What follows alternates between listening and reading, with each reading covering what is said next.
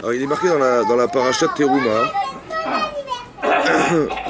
On est dans la construction du Mishkan, la construction du sanctuaire qui se trouvait dans le désert. Il a essayé de comprendre en quoi c'était nécessaire de construire un sanctuaire. Aujourd'hui, on a une synagogue. Aujourd'hui, on avait le Beth Amikdash à une certaine époque qui a été détruit. On a besoin de construire un sanctuaire, un endroit, dans lequel Hachem va pouvoir résider, donc on pourra se retrouver avec lui là-bas. Alors la compréhension, ici, d'essayer de comprendre entre nous, ensemble, qu'est-ce que ça veut dire construire un sanctuaire? Quelle est la nécessité de le faire? Et là, c'était un ordre qui a été ordonné à la paracha de Teruma. D'abord, Hachem et Moshe est mort, d'abord El Béné Israël. Donc Hachem demande à Moshe Rabbeinu de parler aux enfants d'Israël, Veikrouli Teruma, qui prennent pour moi un prélèvement, Me'ed Kolish, de tout homme, Asher Iddevenu Libo, qui donnera avec son cœur. Tikro et Troumati, vous prendrez ma Trouma. Ça veut dire Hachem il a besoin qu'on prélève pour lui. C'est étonnant, non? Est-ce qu'Hachem il a besoin de quelque chose? Non. Hein? Non. À part ça, il n'a pas dit donnez-moi. Il a dit prenez pour moi. C'est le langage qui est étonnant aussi, non? Quand tu demandes à tes enfants apportez-moi quelque chose, tu dis pas prenez pour moi, non? C'est vrai que ça veut dire pareil, ça veut dire la même chose, c'est-à-dire qu'il faut amener, quoi. Mais le langage utilisé, c'est de prendre pour soi, de prendre pour lui. Prendre pour lui, c'est étonnant comme langage. Ouais. Qu'on fait qu'on prenait pour qui? C'est quoi la différence entre prendre pour donner ou donner sans avoir senti qu'on a pris quelque chose?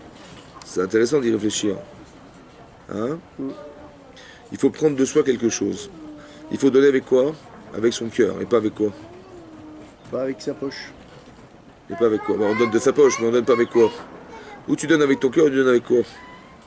À regret? Avec regret? Avec ta tête. Ah! Ça veut dire que comme tu dis tiens, il faut faire la tzedaka. J'ai quelque chose à y gagner. Voilà. Donc je vais la faire. Voilà, mais tu fais pourquoi? Tu fais pour toi ou pour la nécessité de donner? Je fais pour la nécessité de donner, c'est pas pour moi. Donc tu donnes avec ton cœur ou avec ta tête? Avec le cœur, normalement. C'est ça qu'il faut faire. Hachem dit, tu veux que tu donnes avec ton cœur.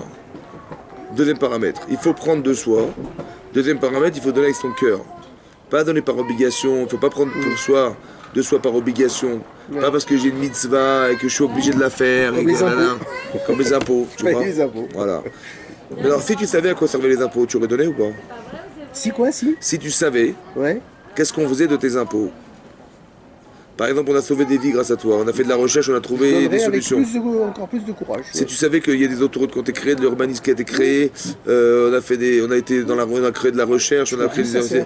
Ça vaut ou pas? Mais c'est pour ça que ça a été créé ou pas? Pourquoi les impôts? Pourquoi faire? À quoi ça sert de donner à l'État? Normalement, c'est pour ça. Les petits S'ils sont honnêtes là-haut, ils doivent faire ça. Mais attends, est-ce qu'il peut... Attends, on va dire que la proportion d'argent qu'ils reçoivent, c'est des milliards. Ouais. Tu crois que quoi? Il y a la moitié qui part dans les poches des gouvernements, hein? Je crois pas, mais il y a une partie qui est détournée. Combien de pourcents? C'est quoi? C'est des minimes. En vérité, l'argent que tu donnes, il sert à quelque chose.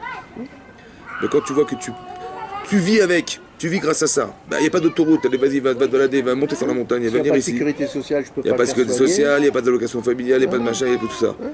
Il y a quand même des avantages, non? Il y a des gens qui viennent s'installer en France parce qu'on a des allocations familiales, on a la sécurité sociale, on a les gens vivent plus longtemps en Europe, en France, parce qu'ils peuvent aller se faire soigner. Oui, bien sûr. C'est un avantage ou pas? Bien sûr. C'est à ça que ça sert l'argent. Ouais. Donc est-ce qu'il faut donner avec plaisir ou il faut donner parce qu'on a perdu de l'argent? Ok. Donc il faut donner, il faut comprendre ce qu'on fait en fait. Il faut comprendre pourquoi tu donnes. Mais quand tu as compris, il faut donner avec ton cœur. Pas parce que c'est comme ça, il faut donner, c'est l'obligation. C'est très important que ça vienne de soi, ça vienne de l'intérieur de soi. Avec la volonté de donner et pas par obligation de donner. Qu'est-ce qu'on a donné? On a donné des pots. Ouais, on a donné de la laine de couleur, bleu, de la laine de couleur rouge, on a donné de l'or, on a donné toutes formes de choses, des pierres précieuses, et voilà, c'est ça qui a permis de construire le Mishkan. Mais sur ce, Hachem a dit, va souli Migdash. Fabriquez-moi un Migdash, un sanctuaire. Ça vient de quoi Migdash? De quel mot ça vient Migdash? Kadosh. Kadosh. C'est quoi Kadosh? Saint. Ça veut dire? Séparé. Hein? Je crois qu'un sens, c'est être séparé. Non mais c'est quoi la sainteté? Qui te permet de séparer. C'est ce que tu mets à l'intérieur comme paramètre qui permet maintenant de spécifier la chose, ouais, Et que maintenant qu'elle est spécifique, elle est séparée. Mais la Gdusha, c'est séparé. Ou c'est ce qui est Kadosh qui est séparé. C'est ce qui est Kadosh. Donc qu'est-ce qui est Kadosh là-dedans? Ça va? T'as compris? C'est quoi la sainteté que tu mets qui sépare le Mishkan du reste du monde? Hachem dit va sous les Migdash, fabriquez pour moi un Migdash. Pour moi, Rachid dit les Shem Shemaim. Ça veut dire au nom du ciel, au nom d'Hachem. Pas au nom de toi. Comme c'est que quand tu donnais pas pour toi. Hein? Tu donnais pour quelque chose, pour Hachem, pour ta femme, pour tes enfants, par amour pour quelque chose. Ouais. Et c'est marqué les Shem Shemaim. C'est intéressant de voir hein, qu'il faut faire sans intérêt personnel. Ve'asou les Migdash. Faites-moi un Migdash, ve'shachanti betocham. Et je résiderai parmi eux. Migdash, c'est un singulier ou pluriel? Singulier. Et betocham, à l'intérieur de. Deux, c'est un pluriel ou un singulier? Pluriel. Alors pourquoi c'est un pluriel alors qu'il aurait fallu dire faites-moi un Migdash, un sanctuaire, et je serai payer dans lui? Pourquoi dans eux? Dans eux, dans le peuple. Moi, je comprends, dans le peuple. Chazak. Au milieu de mes enfants. Chazak. Rachidi dans le cœur de chacun d'entre vous. Voilà. Quand tu dis le peuple, en fait, il faut comprendre que l'essentiel de ta volonté, elle est dans ton cœur. Ouais, c'est dans ton cœur. Quand c'est qu'Hachem, il résidait dans l'espace que tu lui laisses dans ton cœur. Hein? Tu comprends ça ou pas? C'est-à-dire quand tu fais don de toi, où est-ce que réside la chose?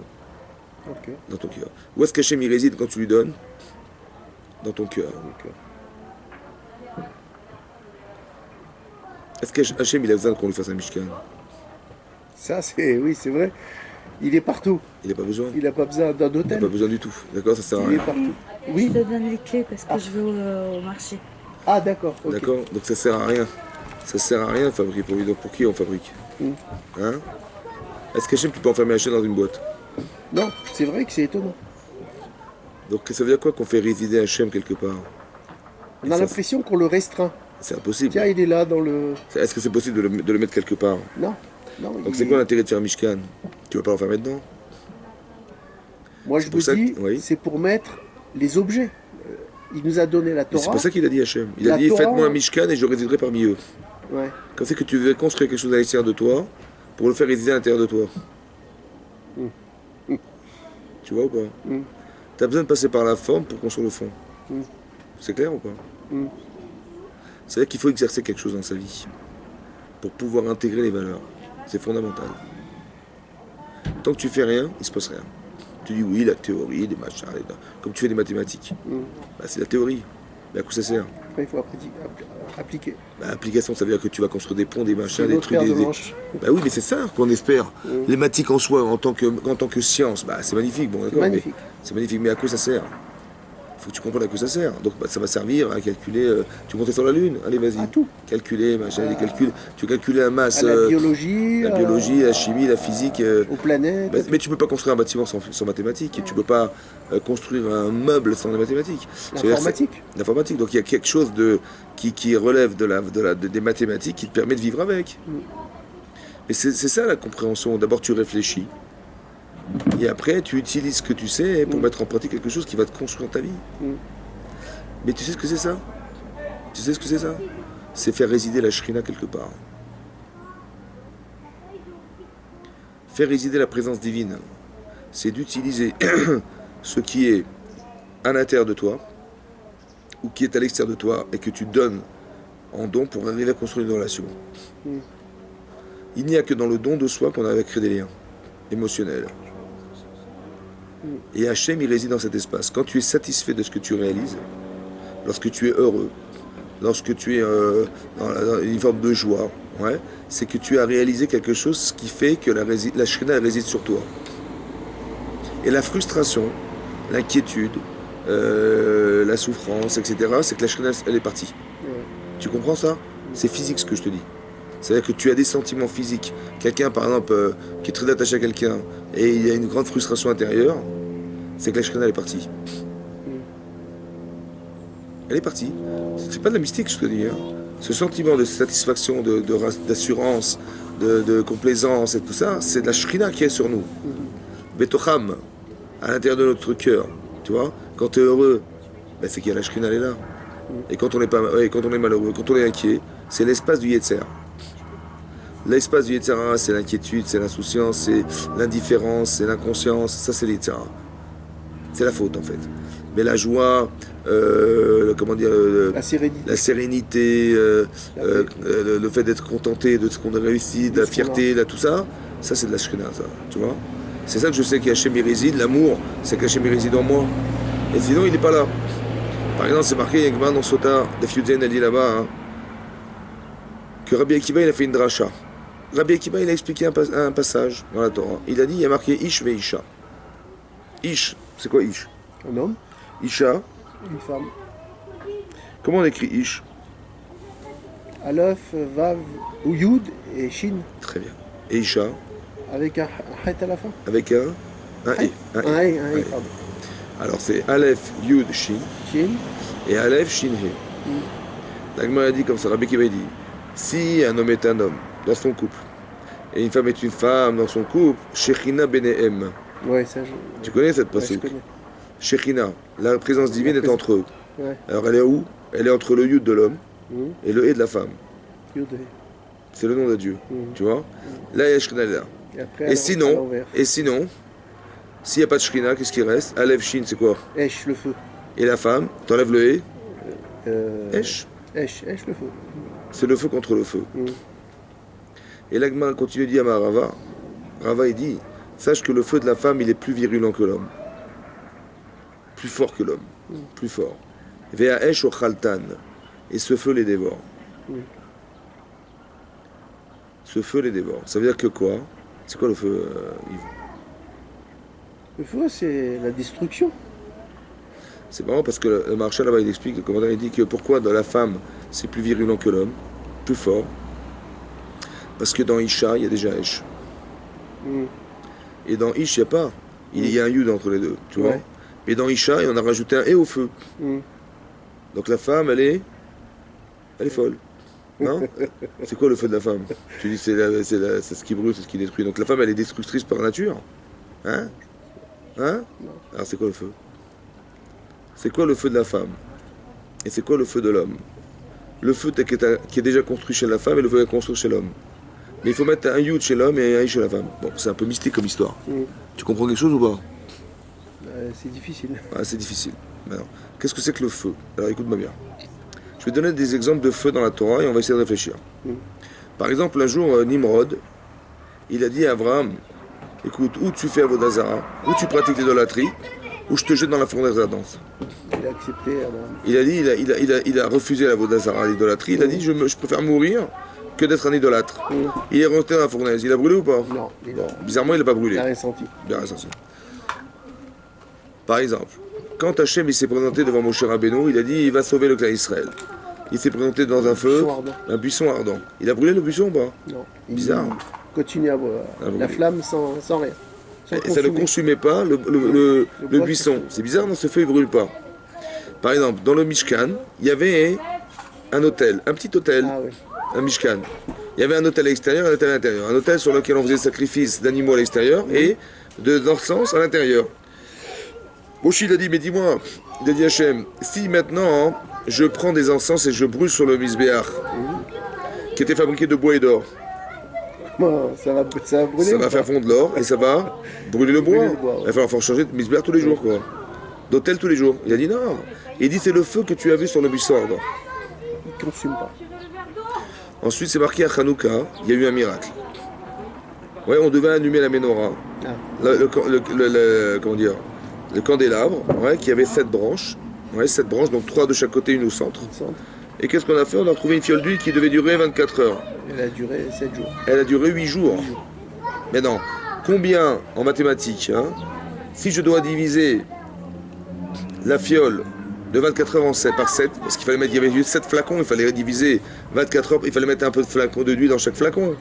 Donc quand tu prends 24 heures, tu divises par 7, ça fait combien? 3 et quelques. 3h20 à peu près. 3h20, à peu près. Oui ou non? Donc combien devait durer de temps la fiole? Elle a duré toute la journée, la fiole. Elle devait durer combien? La fiole, je l'ai divisée en 7. La fiole, elle devait durer 3h20. 3h20, elle a duré?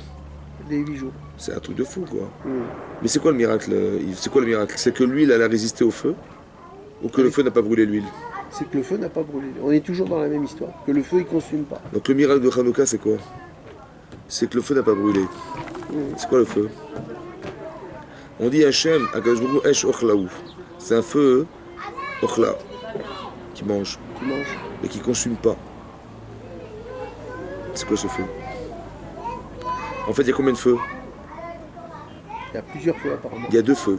Il y a un feu qui brûle et qui consume, et il y a un feu qui brûle et qui ne consume pas. Un il détruit, l'autre il détruit pas. Chazak ou balour. C'est-à-dire que tu grattes une allumette, tu la tiens dans ta main, tu vas te brûler. Bon, tu vas te servir du feu et de la flamme et de la lumière peut-être, mais ça va consumer. Mais le feu d'Hachem, il ne consume pas. Il est où ce feu? Et dans la Neshama. C'est ça le Ish. C'est la volonté. C'est un Neshama en fait. Donc tu portes du divin en toi ou pas? Ouais. C'est sûr, hein? C'est quoi ce feu? Bah, c'est le Hesh, c'est le feu d'Hachem. L'étincelle qui nous a donné à la naissance. Et la femme, et qui reprendra. Et la femme, elle a aussi un feu. Et pourquoi il est plus fort chez elle que chez nous? Comme si que la présence divine était plus présente chez elle que chez nous. Le judaïsme, il passe par qui? Par la femme, parce qu'elle donne la vie. Et d'accord, mais pourquoi c'est la femme qui... Tu avais qu'à dire, bah, le mari qui a engendré cet enfant, c'est lui qui a donné la vie à sa femme, à cet enfant. Qui le porte. Mais pourquoi c'est ça? Parce que moi je pense qu'elle a du Hesh en elle, mon chéri. Est-ce qu'une femme a plus de misotes ou moins de misotes qu'un homme? En général, plus. La femme a plus de misotes ou moins de misotes? Il y a combien de misotes dans la Torah? Il y a moins de misotes que la femme doit... Il y a moins de misotes. Pourquoi? Par exemple, les misotes qui se dépendent du temps. Ouais, elle est dispensée. Exemptée. Pourquoi elle a moins de misotes? Parce qu'elle n'a pas besoin de ça pour... Mais t'es une bombe, hein, oh. Parce qu'elle n'a pas besoin. Ouais. Mais nous on a besoin d'être... on n'est pas assez Hesh. De réviser. Non, pas de réviser, on doit essayer de devenir. Une femme, elle est déjà. Elle a des réflexes, des moulins qu'on n'a pas. Elle a des... Tu vois, nous, c'est à construire. Peut-être, hein, parce que comme l'homme est né de la terre, de la matière, il faut élever la matière. Quand je dis élever, ça veut dire qu'il faut rendre intelligente la matière. Ouais.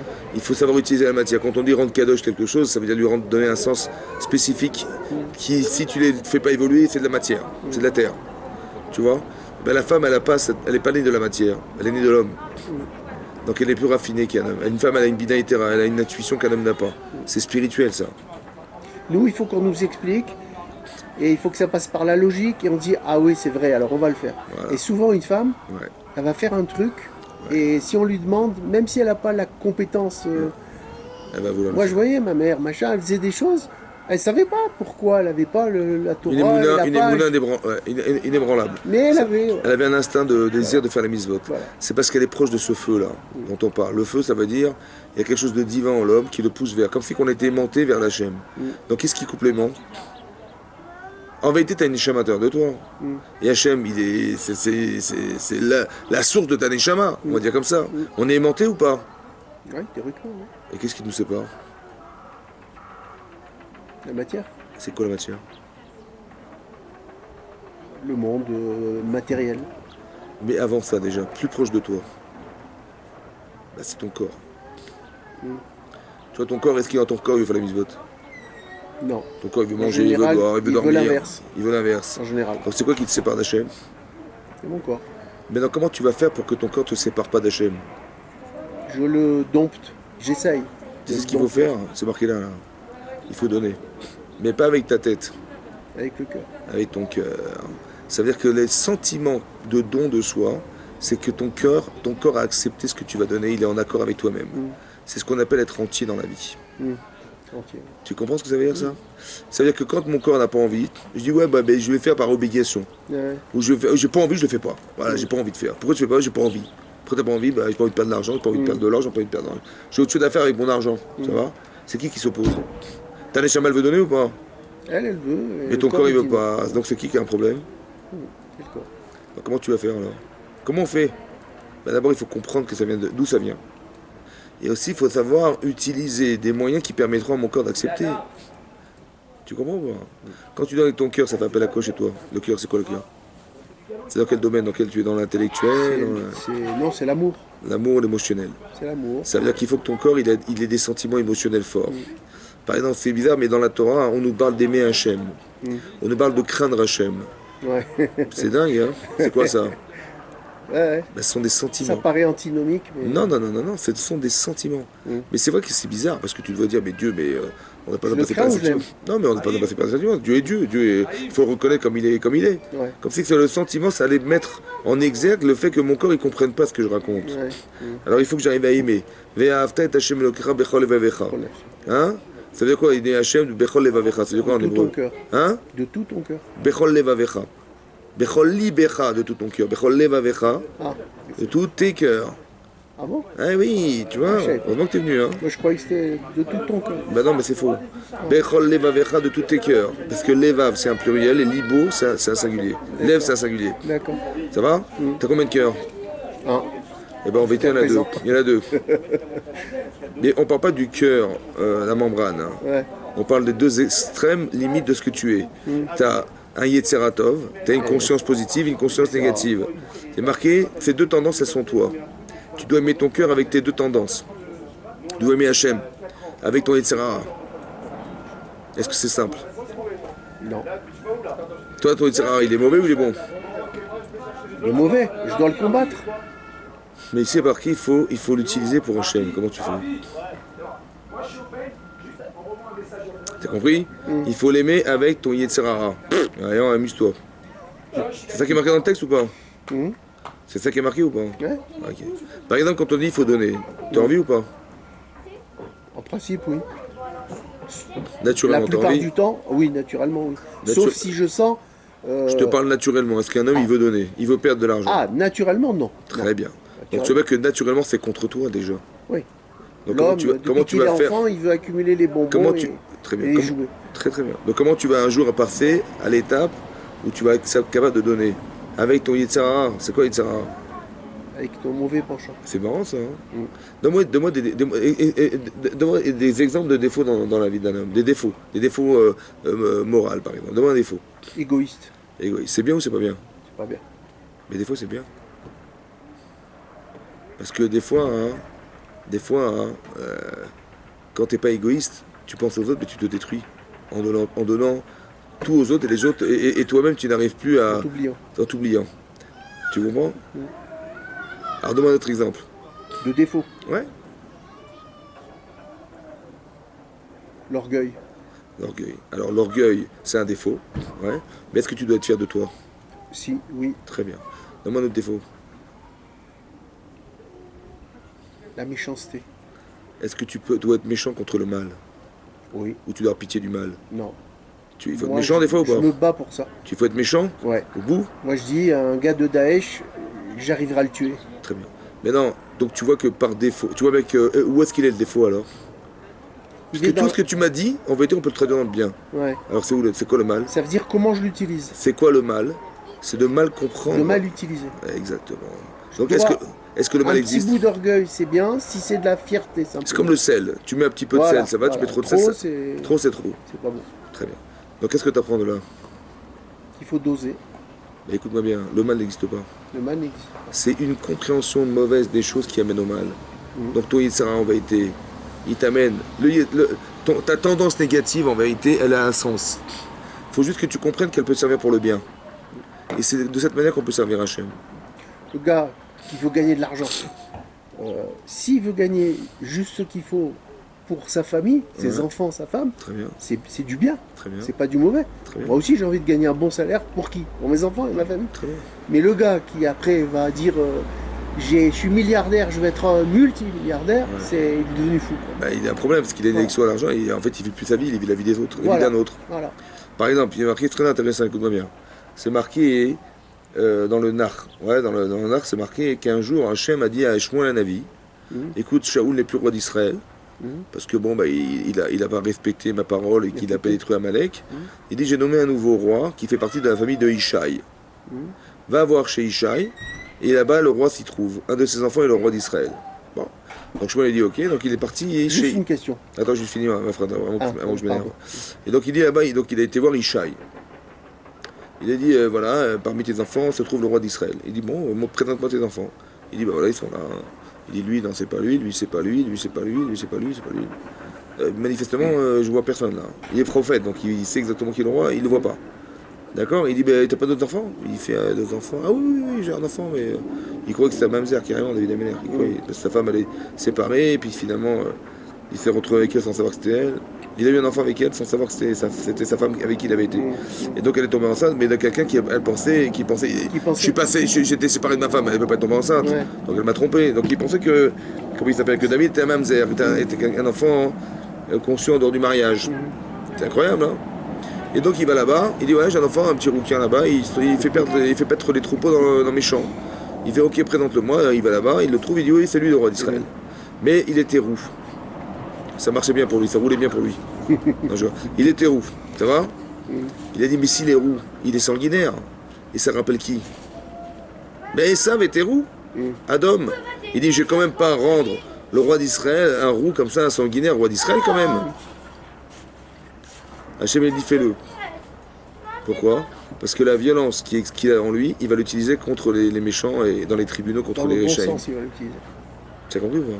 Quand tu vois de la violence chez quelqu'un, tu as l'impression qu'il est méchant.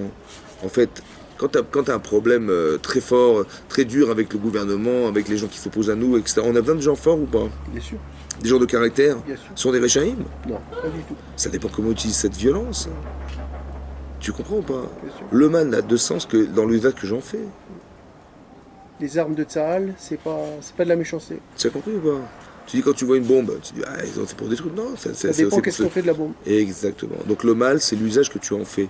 Si tu l'utilises mal, c'est mal. Si tu l'utilises bien, un couteau, une arme, n'importe quoi, ça peut être. Tu peux être un chirurgien extraordinaire, tu as sauvé des vies avec un scalpel et tu peux tuer des gens avec un scalpel. On va tournevis, ça va? Ça veut dire que tu as compris ou pas? Voilà. Ça veut dire que c'est toi qui utilises. C'est toi qui définis, c'est toi qui limites. Donc le mal, c'est la compréhension négative des choses. Mais en vérité, tu sais pourquoi c'est important ce que je te dis là? Ouais. Tu sais pourquoi? Parce que tu as deux tendances. Yitzhara Tov, Yitzhara. Quand tu dis, tu m'as dit tout à l'heure, je me bats contre mon Yitzhara. Tu as raison, mais est-ce que c'est une fin en soi? Non. Pourquoi non? Faut pas que ça me bouffe. Je ne suis pas constamment en train de me dire attention à ton Yitzhara. J'ai compris, c'est pas ça que je voulais te dire. Mais de temps en temps, si je sens à un moment donné qu'il y a une petite. Que je risque de pencher pas bien, ouais. Attention, hop. Très bien. Petite sonnerie, quoi. Très bien. Donc c'est-à-dire que tu deviens par ton Yetzer. Mais on va aller plus loin. Il y a une partie de toi que tu n'utilises jamais, puisque elle se bat contre toi. Elle, tu l'utilises quand? Jamais. Donc tu vis à moitié. Est-ce que c'est clair? En fait, tu dis, j'ai une partie de moi qui s'oppose à moi, et hop, heureusement que j'ai un signal d'alarme qui me dit qu'on fait gaffe, donc je n'utilise pas. Mais en vérité, au fond, je ne vis qu'à moitié alors. Il y a une partie de moi-même qui est moi moitié de moi qui ne vit pas, quoi. Qui est toujours contre moi. Mais qu'est-ce qu'elle va toujours avec moi? Comme ça, écoute-moi bien, cette contradiction que nous vivons tous, qui est Yetzera Tov Yetzera, c'est quoi en vérité au fond? Comment tu le traduis? Bah, t'as un gouffre et t'as une neshama. T'as un corps et une neshama. Est-ce que ton corps n'est pas contre ta neshama? Dans l'intérêt qu'il a d'exister. Ben, le corps, il veut quoi? Il veut manger, il veut dormir, il veut profiter, il veut vivre. La neshama, elle a besoin de se relamaser, la neshama. Non. Elle se nourrit de se relamaser, la neshama? Hein, non. Et l'inverse, la neshama, elle veut que des mitzvot, etc. Le gouffre, il dit, je pas besoin de tout ça, moi, ça ne me nourrit pas, ça. Donc, est-ce que l'opposition, elle n'est pas déjà dans moi? Est-ce que je ne suis pas contredit par ce que je suis? Ça veut dire qu'il y a une dualité dans l'homme. Tu comprends ça? Par exemple, tu fais des actes contradictoires dans ta vie, ça t'arrive ou pas? Ouais, si. Mais d'où vient la contradiction? De moi. Ben c'est toi. C'est nous. Ouais. Nous sommes la contradiction. Et pourquoi Hachem nous a créé comme ça? T'as vu la solution? Comment Hachem il va résider en nous? C'est quoi qu'Hachem il réside? Il réside dans le résultat de ce que nous sommes. Ça veut dire dans la sérénité, dans la faculté à pouvoir éliminer des doutes, à ne plus savoir exactement où se trouve le mal, parce que maintenant on est bien, tu vois. Mais c'est ton corps, tu as fait que ton corps maintenant il fait partie de toi ou pas? Quand je dis de toi, ça veut dire de ta raison d'être profonde. La joie, c'est quoi la joie? C'est quoi la joie? C'est la satisfaction. La joie, c'est la résultante d'un travail fait aussi corporellement, qui fait que toi, tes idéaux et ton corps sont en osmose. Tellement fort que tu en souris, tu es heureux, tu es mal. C'est quoi ça? Ben c'est ça la Shrina. Là, Hachem il réside. Quand on est triste, Hachem ne peut pas résider. C'est marqué que quand Yaakov Avinu, il était triste à la mort, après qu'il ait cru que son fils était décédé, la Shrina ne pouvait pas résider sur lui. Parce qu'il était triste. Et quand il a su qu'il était vivant, tout à coup on l'appelle Israël. Tu as vu ou pas? Dans le texte, c'est bizarre, hein? Que quand il est malheureux, il s'appelle Yaakov. Et quand il est heureux, il s'appelle Israël. Comment c'est possible? Et nous, on est des Bnei Yaakov ou des Bnei Israël? D'Israël. Ça veut dire quoi? Fils de la joie. Ça veut dire qu'on doit atteindre ce niveau d'Israël. Ça veut dire qu'on doit atteindre ce niveau d'Israël, ça veut dire qu'être capable d'exister dans la simcha, ça veut dire dans la plénitude de ce que nous sommes. Ne jamais pouvoir se contredire. Quand tu vois que tu t'opposes, finalement tu te bagarres contre ta propre contradiction. Mais un jour, il faut atteindre un niveau qui s'appelle vivre avec soi-même.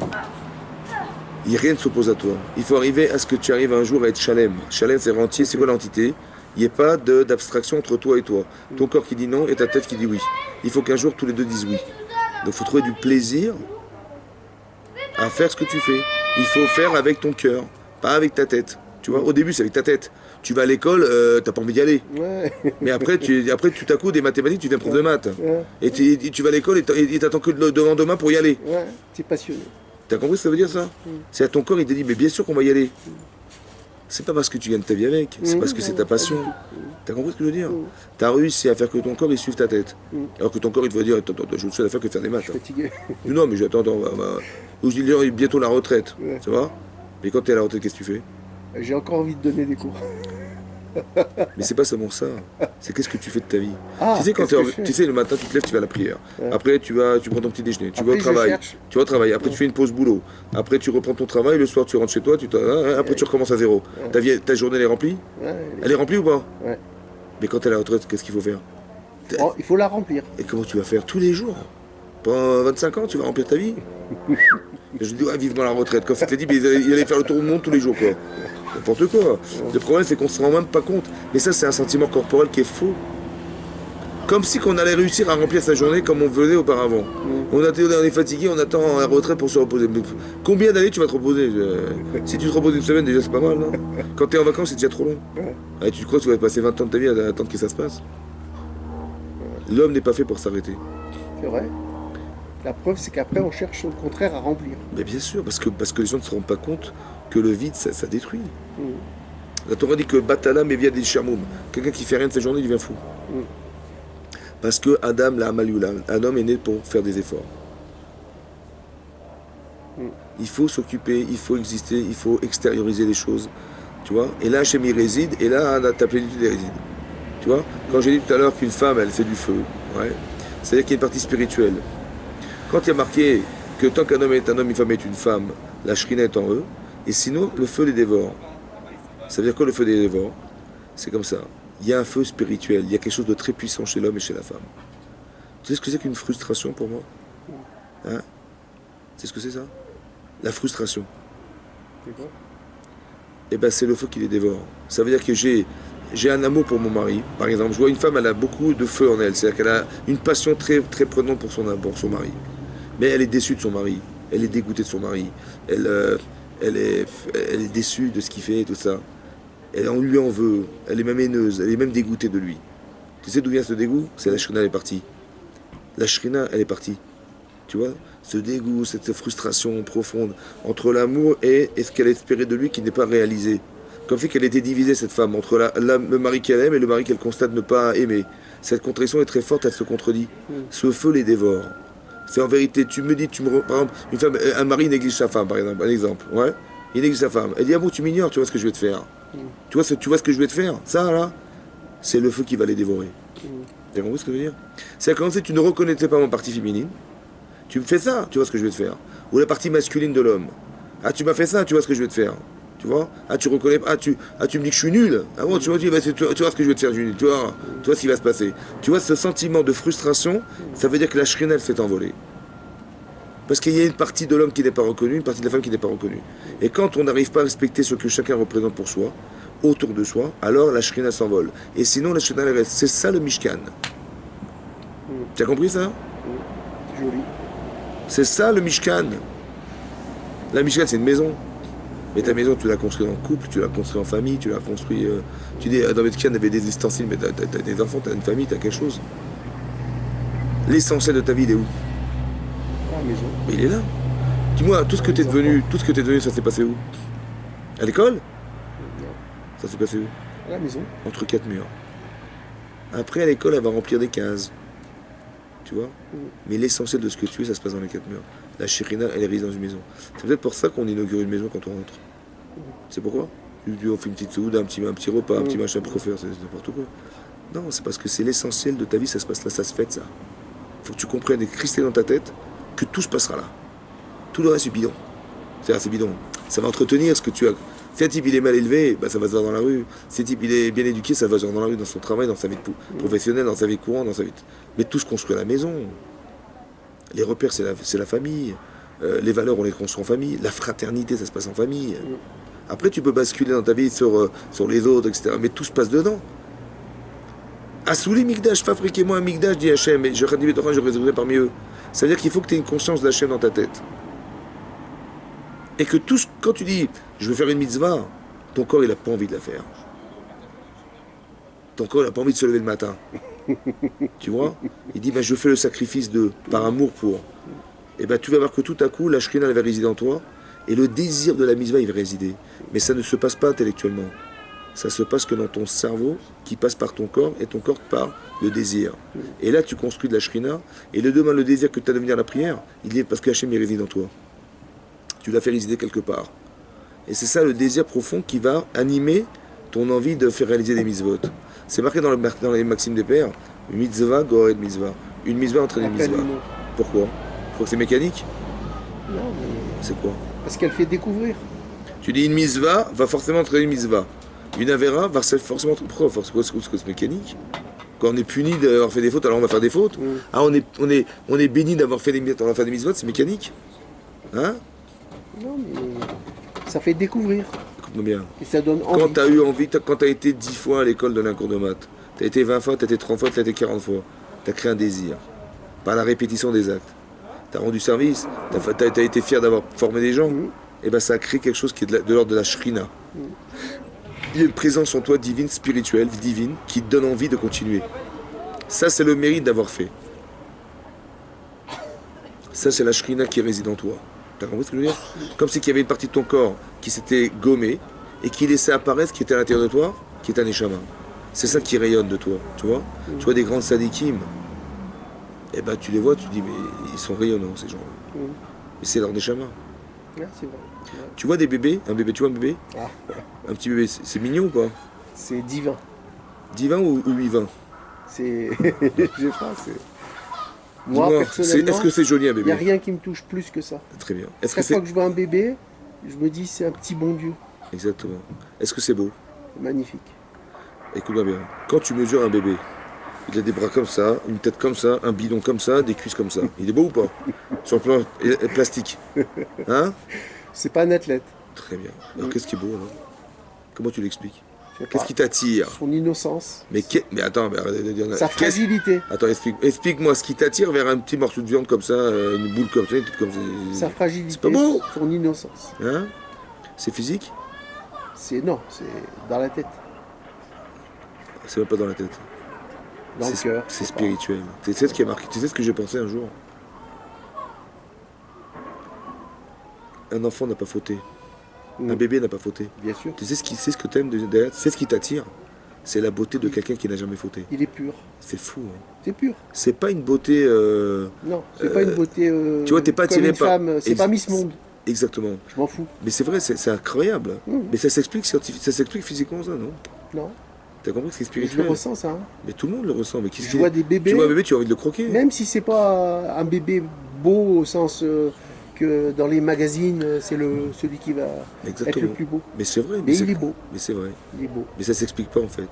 C'est spirituel. Comme si quelqu'un qui est un tzaddik, il attire les gens vers lui comme quelqu'un qui attire un bébé. Un tzaddik, il attire les gens vers lui. On est aimanté. Pourquoi on est aimanté? Parce que de la même manière que Tané Shamal ressent profondément ce que le bébé il est au fond de lui-même parce qu'il n'a pas fauté. Et donc tu es attiré par cette pureté-là. C'est la shrina en fait. C'est dingue. Hein. Et bien pareil, des grands tzaddikim, etc., qui n'ont jamais fauté, ou qui ont fauté mais qui ont fait tchouva et qui ont effacé leur faute, et ben on est aimanté par ces gens-là. Mais ça dépend si vraiment nous-mêmes on est comme eux, tu vois. Parce que sinon, on va... paradoxalement, il y a des gens, il dit la Torah c'est pour les moyenâgeux, c'est pour les vieillards, c'est pour ceux qui n'ont rien à faire, tu vois. Bon, est-ce que c'est vrai? Alors comment c'est qu'ils ne sont pas attirés par la Torah? Il Il écoute le rabbin, il fait la paracha, il dit ah, on s'en revient, on va boire un petit coup. Pourquoi ces types ils s'en vont? Il leur manque quelque chose. Parce que les gens qui sont faux ne sont pas attirés par ce qui est vrai. C'est fou. Hein. Il n'y a que des gens qui ont une sensibilité d'émettre en eux qui sont attirés par la Torah. Ou une recherche, ou bien qui sont clairs dans leur tête ou propres dans leur tête, qui se disent ah bah oui c'est vrai, c'est beau la Torah, ça nous apprend autre chose. C'est fou. Hein. On a un devoir d'éducation, je pense, hein, et d'introduire des valeurs chez les gens, parce que la Torah c'est un ensemble de valeurs. Et la Torah n'attire que les gens qui ont des valeurs. Mais la Torah va améliorer les valeurs, va bonifier la personne. Mais il faut une base au départ. Comme c'est marqué, Imen derech eretz. S'il n'y a pas de savoir-vivre, il n'y a pas de Torah. C'est vrai, ça aussi. C'est-à-dire que si un type n'a pas de savoir-vivre, la Torah, ça ne l'intéressera pas. Ça va pas le... Mais s'il a un peu de derech eretz, c'est-à-dire qu'il a du savoir-vivre, la Torah, ça va l'aider. Ça veut dire que ça va lui permettre d'avoir une dimension différente de ce qui était au départ un potentiel, qui va devenir une réalité profonde et aussi élargie. Combien il faut donner aux gens? Regarde Abraham ce qu'il a fait pour les autres. C'est quoi la limite? Tu vois ce que je veux dire? Mais ça veut dire que quand c'est marqué dans la parade Vayera, Hachem lui dit écoute, tu vas faire la Brit Mila. C'est un problème, tu sais pourquoi? Pour quelqu'un qui fait du chesed, qui reçoit des gens, qui s'occupe des autres, d'être handicapé, c'est embêtant quand même, non? Hachem lui dit vas-y, rends-toi handicapé. Fais la Brit Mila. Bah, déjà, c'est pas plaisant pour quelqu'un qui s'occupe des autres. À part ça, au bout de 3 jours, il était souffrant, mais très douloureusement souffrant. Et il savait Hachem. Qu'est-ce qu'il fait Abraham? Il se plante devant sa tente, là, il attend les gens pour les recevoir, malgré la douleur.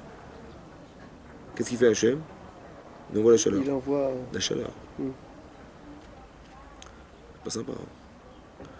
Maintenant, imagine, t'es Abraham Avinu où t'attends les gens, et qu'est-ce qui se passe? Exceptionnellement, une chaleur torride. Ça va? Tu sors dans la rue, qu'est-ce que tu vois dehors? Il n'y a personne. Tu dis exceptionnellement, il fait chaud et il n'y a personne dans la rue. Comment tu ressens ça? Toi, tu vas faire du chesed, tu vas recevoir des gens et t'attends que ça. Tu souffles déjà dans la Brit Mila et tu es devant ta porte et t'attends les gens et tu sors dehors et tu vois exceptionnellement chaleur torride qui n'était pas prévu. Hein. Il devait faire 20 degrés, il fait 60 degrés. Et les gens ne sortent pas de chez eux, il fait trop chaud. Donc qu'est-ce que tu penses? Il m'en veut. Très bien. Dieu il m'aime pas, Dieu il n'aime pas mes mitzvot. Il sait ce que je pense, il sait ce que j'ai envie. Dieu il sait ce que j'ai envie. Donc je il sait ce que j'ai envie et il me met la chaleur derrière. Comme ça il dit rentre chez toi. C'est frustrant ou pas? Ouais. Très bien. Qu'est-ce qui se passe? Mais comme Abraham il voulait absolument recevoir des gens, Hachem il envoie des anges. Toi tu es Hachem, tu envoies des anges ou tu enlèves la chaleur? C'est contradictoire. Et qu'est-ce que tu fais? Tu mets de la chaleur pour ne pas que les gens dérangent Abraham. Mais quand tu vois qu'il a absolument envie de recevoir des gens, bah, qu'est-ce que tu fais? C'est quoi la logique? Des anges. Hein? Non, tu enlèves la chaleur et les gens sortiront. Qu'est-ce qu'il a fait Hachem? Il a gardé la chaleur et envoyé les anges. C'est pas normal. Il a enlevé la chaleur? Il a gardé la chaleur. Ah, il a gardé. Il a envoyé des anges. Et Abraham, il a reçu des anges à la maison. Il leur a donné à manger, à boire. Il les a mis à l'ombre d'Anna pour les rafraîchir de la chaleur. Mais c'est pas normal qu'il ait mis ça. C'est pas logique, quoi. Ah, écoute-moi bien. Comment se vit une épreuve? Pourquoi Hachem il met des épreuves Pourquoi il envoie des épreuves à l'homme, Hachem? Pour le faire progresser. En quoi il a progressé Abraham?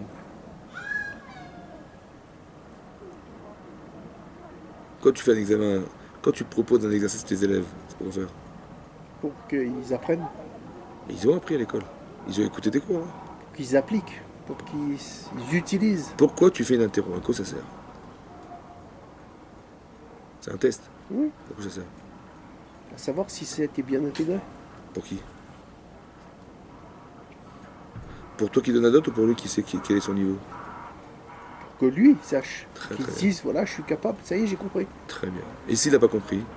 Ah bah je dois retravailler. Est-ce que toi, tu dis, voilà, tu mets la notation 4 sur 20 et tu mets des rouges et des mèches à décrire et tu barres et tu lui rends comme ça? Non. Qu'est-ce que tu fais? Je vais lui dire, il faut que tu retravailles tel endroit, tel point. Qu'est-ce qui lui a manqué en réalité? Du chapitre. Qu'est-ce qui lui a manqué? Pourquoi il n'a pas eu 20? De l'aide. Est-ce qu'il a été assidu? Est-ce qu'il a été concentré? Est-ce qu'il a compris la logique mathématique? Est-ce qu'il avait vraiment révisé? Etc. etc. C'est ça qui lui manque en fait. Il y a des gens qui ont eu 20 parce qu'ils ont rempli ces conditions. Ceux qui n'ont pas eu 20, c'est qu'il a manqué. Si tu dis, écoute, allez, tiens, voilà ton 3 et... Je vais te faire voir. C'est ça qu'il veut Hachem? Non. Tu vois, mets-toi à la place d'Hachem. Hachem, il va nous faire savoir. Tu vois, quand ça n'a pas été, on sait pourquoi. Si tu réfléchis pas à ce qu'il a manqué, que tu sois pour arriver à réussir l'épreuve, c'est que tu as un problème, mon vieux. Parce que le but d'Hachem d'éprouver l'homme, c'est pas de savoir s'il va réussir ou pas. Parce qu'Hachem, il sait qu'il va réussir ou pas. C'est quoi le but? Alors tu vois, un enfant, il est nul en maths. Tu lui dis, il va faire un essai, tu sais qu'il va avoir 2 ou 3. Et tu connais, tu sais ou quoi? Après, tu lui envoies l'épreuve pour faire. Pour leur foutre les boules. Non, pour lui montrer qu'il va falloir qu'il progresse. Mais comment? Parce qu'il faut lui dire comment. Si tu lui envoies sa note, tu le frustres. Non, je vais l'aider. Mais si tu fais pas ce travail, c'est une catastrophe. Donc ça veut dire que l'enfant, tu dois lui montrer ce qu'il a eu à manquer d'être pour réussir. Mais déjà qu'il sache qu'il a un manque. Donc l'épreuve, c'est permettre à l'homme de savoir qu'il est capable ou il n'est pas capable. Maintenant, écoute-moi bien. Tu m'entends ou pas? Imagine, tu es Abraham Avinu. Et tu veux recevoir des gens à la maison. Je te fais la bris de Mila. Je te dis, vas-y, fais la bris de Mila. Au bout de 3 jours, t'as mal ou pas? Ouais. Non. Dis-moi, qu'est-ce que tu ressens? T'as envie de faire la misma ou pas? T'es Abraham. Ah, si je suis Abraham, je veux quand même faire la misma. Mais comment ça se fait que la misma, le désir, il est plus fort que ta douleur? Normalement, qu'est-ce que tu aurais dû dire, logiquement? Tu aurais dit, écoute, j'ai très mal, je vais m'allonger. Mais là, tu as dit, non, je vais attendre devant la porte. Ça révèle quoi chez toi? Ça révèle la volonté. Que je me fais passer mes petits problèmes après. Mais comment c'est possible? Parce que normalement, tu aurais dû dire, je vais aller m'allonger. Quand tu dis, je vais aller m'allonger, parce que je suis fatigué, ça veut dire quoi pour toi? Ce qui compte, c'est moi. C'est sûr, mais ça veut dire quoi? Plus loin, va plus loin. La volonté de la mitzvah, elle est moins forte que ta douleur personnelle. Voilà. C'est ça que ça veut dire? Ouais. Mais quand c'est l'inverse, tu dis non, je veux absolument recevoir des gens. C'est-à-dire que le désir que tu as construit de la mitzvah, elle est plus forte que ta douleur personnelle. C'est-à-dire que qu'est-ce qu'il te dit Hachem? Regarde comme t'es fort. Kol hakavod. Il t'applaudit. Alors que moi j'ai cru qu'il m'avait abandonné. C'est qui m'a dit qu'il m'avait abandonné? Ouais. C'est qui m'a dit ça? Le Sarah. Et il m'a parlé longtemps, moi. Hein. Tu sais pourquoi il faut étudier la Torah? Tu sais pourquoi? Pour comprendre ça. T'as compris maintenant? Maintenant je continue. Hachem il t'envoie la chaleur. Exceptionnelle, chaude, exceptionnelle. Donc t'as mal, t'as très mal, et en plus il fait très chaud. Comment tu te sens? Shkoumounard. Quoi? Shkoumounard. Est-ce que tu as envie de recevoir des gens? Moi non, je craquerais. Et lui? Lui si, c'est Abraham. Qu'est-ce qu'il a gagné? Comment ça se fait qu'il a réussi lui à avoir envie? Parce qu'il a une émouna parfaite. Non, pas du tout. C'est un problème d'émouna ça, ce que je te dis là. Il a envie de recevoir des gens à la maison, c'est de l'émouna ça. Hein? T'as envie de recevoir des gens à la maison, t'as envie d'aller à l'école aider tes élèves. Et ils vont te donner du boulot, et tu vas faire des corrections, et si c'est pas grave, j'y vais. Et j'ai même envie de retourner demain. Comment ça se fait? Parce que le désir qui est profond en toi, il est plus fort que la souffrance que tu vas avoir de corriger les copies. Donc tu les aimes tes élèves ou pas? Mais c'est là que tu le sais, mon vieux. Jusqu'où tu le sais? Jusqu'à la douleur et jusqu'à la chaleur. Jusque-là, tu n'es pas accablé. Tu as compris ce que ça veut dire ça? C'est que la terre, elle est contre toi, et toi, tu vas être plus fort que ça, toi. Vous le dites souvent, cet argument. Hein. Écoute, t'as compris ce que ça veut dire ça? Ça veut dire quoi? C'est-à-dire que tu sais maintenant combien c'est profond chez toi. Tu le savais au départ ou pas? C'est vrai que non. Tu ne savais pas. Hachem, il te l'a fait savoir. Donc le sens de l'épreuve, c'est t'apprendre. De t'apprendre à savoir qu'est-ce que tu es au fond. Si tu échoues, tu sauras. Et si tu réussis, tu sauras aussi. Ça veut dire que si je fais quelque chose de bien, mais que c'est facile, ça a moins de valeur. Ça, bah, évidemment, c'est moins révélateur de la puissance que tu as créée derrière. Combien il fallait d'années pour que tu aies envie de donner des cours de maths? Alors, tu as abandonné ton boulot pour aller donner des cours de maths. Ça veut dire que tu dis, mais là, c'est pas mon rôle, je ne suis pas fait pour faire de l'électronique. Mais tu as eu le courage de le faire quand même. Mais grâce à quoi? J'ai pas regretté. Mais grâce à quoi? À mon amour de ce que j'avais envie de faire. Et bien c'est ça qu'il faut faire dans ta vie. Tu sais ce que c'est ça? C'est quoi? La chérina. Chacun il a un rôle dans la vie. Mais chacun doit savoir exactement ce qui fait résider la shrina. C'est l'épanouissement le plus total qu'on puisse attendre dans sa vie. Tu as compris ça? C'est ça la part au monde futur aussi. Moi j'ai raconté à mon frère, le rabbin, je lui ai raconté que quand j'ai fait mes études en maths sup et en maths spé, je suis arrivé j'entendais des choses, des théories mathématiques extraordinaires. Et contrairement à certains qui disent que les scientifiques ils deviennent athées, moi, je lui ai dit à mon frère, je lui ai dit, à un moment donné, pendant certains cours, je me disais Dieu, il existe, forcément. C'est très beau. Ouais. C'est vrai. Comment tu l'as déduit? C'était tellement extraordinaire. Mais comment tu l'as déduit? Que c'était pas humain. C'était pas un mec Einstein ou machin ou Bergson. C'était pas un cerveau humain qui avait. Mais c'est quoi la logique de ça? C'est comme ça. Si le monde est créé par hasard, un jour il y a eu un Big Bang, est-ce que du hasard tu peux créer l'intelligence? Est-ce que tu peux créer du hasard, de la probabilité hasardeuse, quelque chose de très très très intelligent? Il y a des millions de paramètres qui vont alimenter l'existence dans le monde. Bah, imagine, il n'y a pas d'oxygène. Hein? C'est foutu. S'il n'y a pas le soleil, là. C'est quoi le soleil? C'est quoi le soleil? C'est des ondes. Hein? C'est des ondes. Bah, ça produit de la chaleur et ça produit de la lumière. Et ça produit les plantes et ça produit... Mais imagine, c'est une étoile. Il y a combien d'étoiles dans l'univers? 10 milliards. Combien? Milliards. 10 milliards d'étoiles. 10 milliards d'étoiles. Il y a une, c'est celle-là. Elle est à quelle distance du soleil, de la Terre, là, le soleil? Je sais pas. T'es un scientifique, toi? Quelques années-lumière. Non. 150 millions de kilomètres. 150 millions de kilomètres. Voilà, je n'avais pas capté le truc. Combien il fait de fois la taille de la Terre, le soleil? Ah, 10 000 fois. Il fait 101 fois. Combien? 101 fois. 101 fois. Ouais. Donc c'est-à-dire que le soleil, il fait 101 fois la Terre. La taille, c'est quand même pas mal. Et il est à 150 millions de kilomètres. Il y a eu le COP21 récemment, là? En France. COP21 à Paris. Oui, là. la COP21. Tu te rappelles ou pas? Ouais. C'était quoi le problème? La température qui augmente. À cause de quoi? À cause de nos déchets, de nos machins. De la pollution. De tout ce qu'on fait. Combien de degrés? En trop? 2 degrés de plus. Hein? Et c'est déjà catastrophique. Dis-moi si ça continue comme ça, qu'est-ce qui va se passer? Alors qu'il y a des gens... Qu'est-ce qui va se passer si on a 2 degrés de trop? La Terre va... L'eau va monter. À cause de quoi? À cause de la fonte des glaces. Et tout va s'inonder, on va se détruire. Tout va être inondé, il y aura des pays où il n'y aura plus rien. On dit Miami, dans 20 ans, ça va disparaître. Ouais. À cause de quoi? À cause de quoi? À cause de l'eau qui va monter. À cause de quoi? La fonte des glaces. À cause de quoi? Il y a la fonte des glaces. La chaleur. À cause de quelle chaleur? D'où? De la chaleur qui ne se quitte plus la Terre. À cause de quoi? À cause des gaz. Quel gaz? Des effets de serre et tout. Effets de serre à cause de quoi? Que nous on produit. La pollution. Oui, que nous on produit. Ça veut dire qu'à cause de la pollution qui est provoquée par l'homme, on arrive à des températures excessives. Et s'il n'y avait pas de la pollution, bah, la Terre elle tournerait, elle continuerait à la bonne température. Comme elle a tourné depuis qu'elle a été créée. Très bien. Pas créée. On ne sait pas, il n'y a pas de création. C'est hasardeux. C'est un scientifique, t'es un scientifique, on est scientifique. Non, moi je. Je sais pas, il est scientifique. Bon. Dis-moi, quand tu fais un steak, tu prends ta poêle, tu mets de l'huile, tu allumes le feu, et tu mets le steak dans la poêle. La température du feu, tu mets fort? Moyen. Tu mets fort? Fort? Oui, fort, mais pas. Non, fort, tout le temps fort. Ouais. Ça marche? Ça brûle ou? Mais ça peut brûler aussi. Ça va brûler ou ça peut brûler? Ça va brûler. Très bien. Si tu mets très faible, ça va pas le cuire. Tu vas réfléchir pour la température ou pas? Oui. Tu dis. T'es sûr ou pas? Faut que je règle. D'accord. Dis-moi, le Soleil, il a 150 millions de kilomètres. Qui c'est qui a calculé la distance et la taille du Soleil pour qu'on soit à la bonne température au degré près? Ah ouais, c'est extraordinaire, bien sûr. Mais non, mais c'est qui? Qui c'est qui l'a pensé, la distance? Le hasard? Non, les gens ils disent l'évolution de l'homme, l'évolution. Et la distance, qui c'est qui l'a calculé la distance? Qui c'est qui l'a mis là, le Soleil? Pile là. Pile. Parce que s'il était trop proche, on aurait gagné peut-être 2-3 degrés, ça serait fondu. Et si on était plus loin, ça aurait gelé. Mais c'est qui l'a exactement mis là?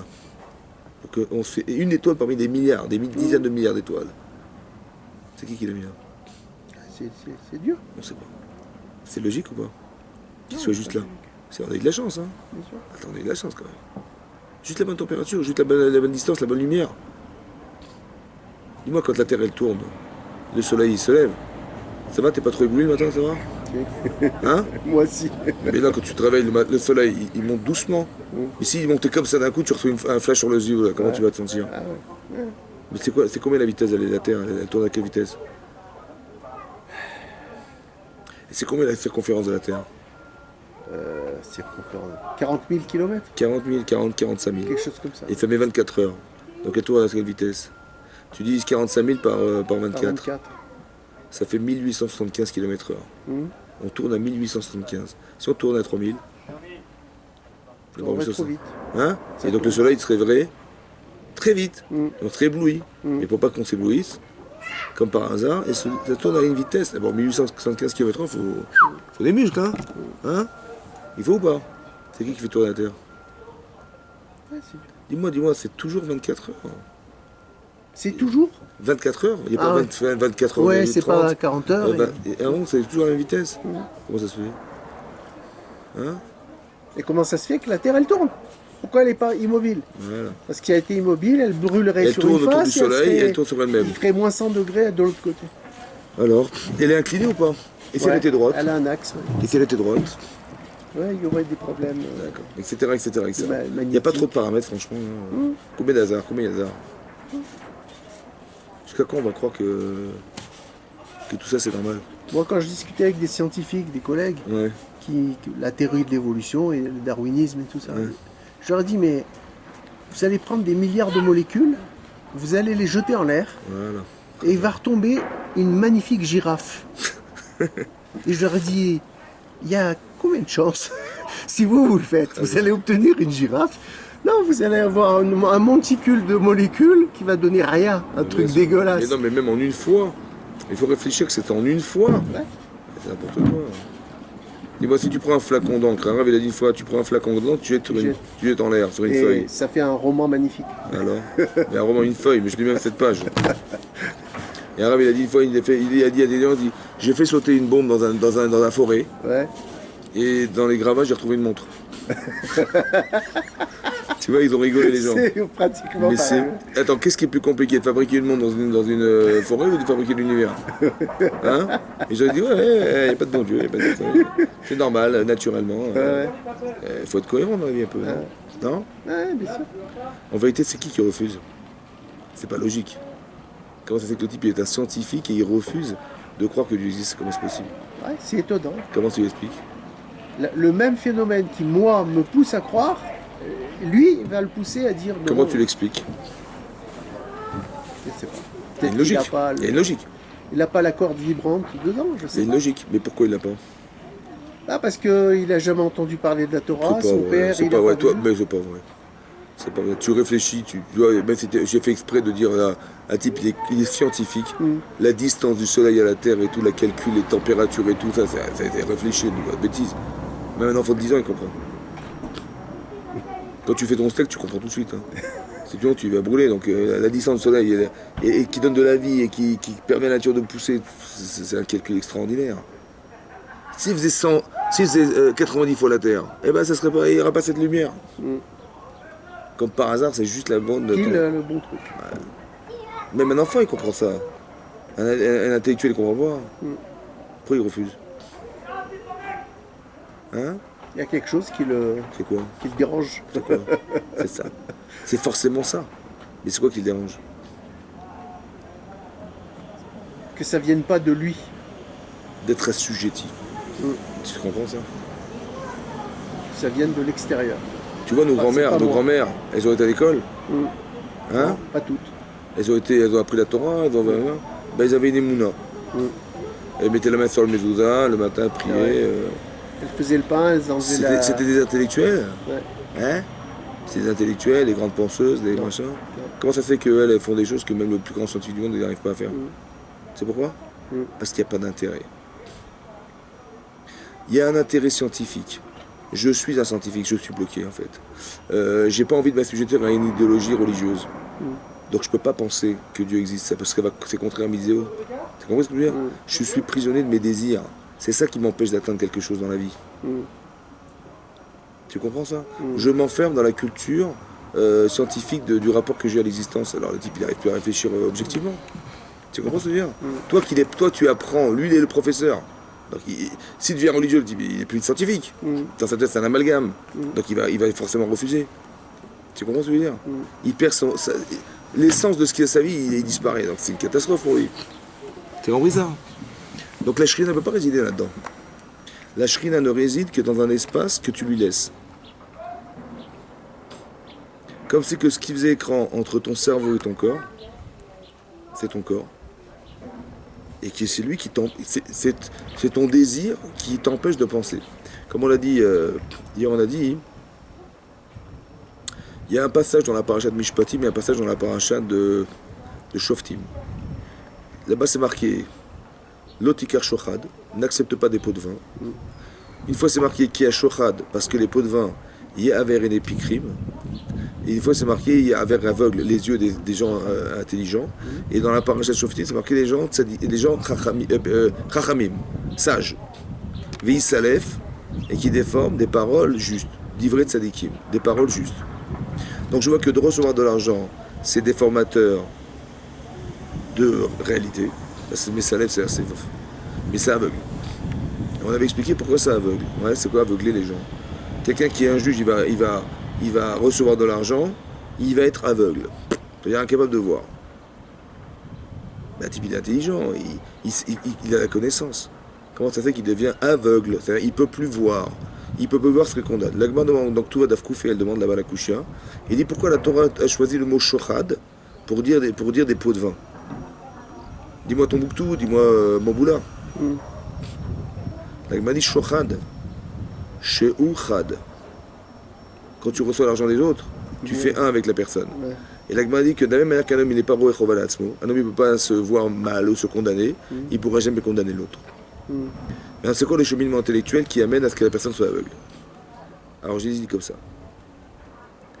Il faut comprendre simplement comme ça. C'est un cerveau qui est là pour te soulager, pour t'apprendre à bien vivre, pour te soigner, pour avoir du plaisir, pour avoir du confort. Parce que tu ne peux pas vivre en souffrance toute ta vie dans des igloos. Donc tu vas avoir une intelligence qui va te permettre d'établir une vie plus confortable. Donc ton corps, il est souffrant, et ta souffrance, elle s'élimine parce que ton corps, ton test réfléchit. Donc c'est qui trouve des solutions à ton corps? Le cerveau. Quand ton corps est en malaise, il va trouver des solutions pour te soulager. Mais quand la solution à ton corps, c'est une souffrance, est-ce que ton cerveau va te la proposer? Non, il a tendance à... Tu entends, Alexandre? Quand tu vas réfléchir et que la solution est une souffrance, est-ce que ton cerveau il va te la proposer? Non.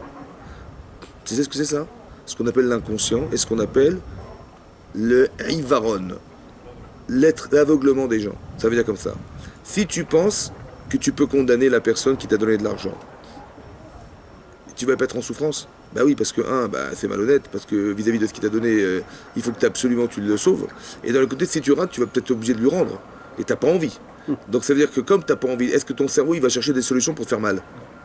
Donc il va forcément pas aller chercher la solution. Tu vois ou pas, Yves? Oui, non. Au contraire, chercher des fausses solutions. Exactement. Donc il va déformer ou bien il va jamais essayer de savoir.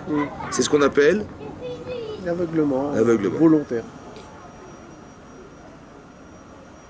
Mais non. Le scientifique qui n'accepte pas Hachem, il est tellement attaché à l'intérêt qu'il a d'être un scientifique que son cerveau il ne peut pas penser que Dieu existe. Il n'a pas envie d'y penser. Parce que s'il le sait, ça remet tout en cause. Et il n'a pas envie de souffrir à l'idée qu'il n'est pas scientifique. Donc il ne peut pas imaginer que Dieu existe, donc il devient HS. Athée. Tu comprends ça? Tu as compris? C'est-à-dire que la proportion, et le type il a un blocage intellectuel qui vient de l'intérêt qu'il a de ne pas être la fausse personne. Mais ça c'est vrai pour le scientifique, mais est-ce que c'est pas vrai pour nous aussi? Est-ce qu'on n'est pas piégé finalement par le fait qu'on est parti pris? Un homme il veut défendre son intérêt personnel. Donc quand on est juge des situations, qui me dit que je pense vrai? Mais est-ce que c'est pas la même chose avec l'amitié aussi? C'est-à-dire que par exemple on a un ami. Un autre ami nous appelle, j'ai un problème avec lui, est-ce que tu peux voir ce qui se passe, machin? Donc à un moment donné aussi, il n'y a pas d'argent pur. Est-ce que le shochad... J'ai pire que ça, Alexandre. Toi-même. Est-ce que tu n'es pas acheté par tes intérêts personnels? Mais bien sûr. Donc c'est pas propre de l'autre, c'est même déjà toi. Quand tu juges quelque chose, qui te dit qu'est-ce que tu vas juger juste alors que c'est peut-être dans l'intérêt de toi et pas dans l'intérêt d'eux? Alors comment donc, est-ce que tu n'es pas acheté par toi-même? Mais ça c'est sûr. Quand je te demande, dis comme ça, qu'est-ce que tu vas manger demain matin? Je dis, je sais pas, une baguette, un croissant, ça t'engage ou pas? Non. Si je te dis, il faut que tu déménages, il faut que tu partes en Israël, il faut que tu changes ta vie, tu changes de métier, tu changes de machin, ça t'engage ou pas? Ah bah oui. Ah, tu vois, il y a des émotions qui vont se mêler. Mais dès l'instant des émotions, tu vas avoir une souffrance ou un plaisir. Mais là déjà, ça devient émotionnel. Alors comment on fait pour garder une indépendance? Khazak. Tu as compris ça? Est-ce que c'est possible déjà d'atteindre cette indépendance? Ça paraît difficile. On peut tendre vers l'indépendance. Alors, donc la liberté n'existe pas alors? Parce que tu es prisonnier de tes intérêts.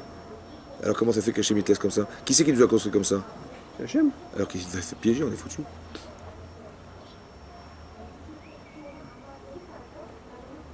Ouais, même recevoir un don, même quand on est rabbin, hein, vis-à-vis de ses... Exactement. C'est marqué dans la Sanhedrin que comment il y a eu Khorban, tout ça, parce que les Chachamim, ils recevaient de l'argent des gens riches.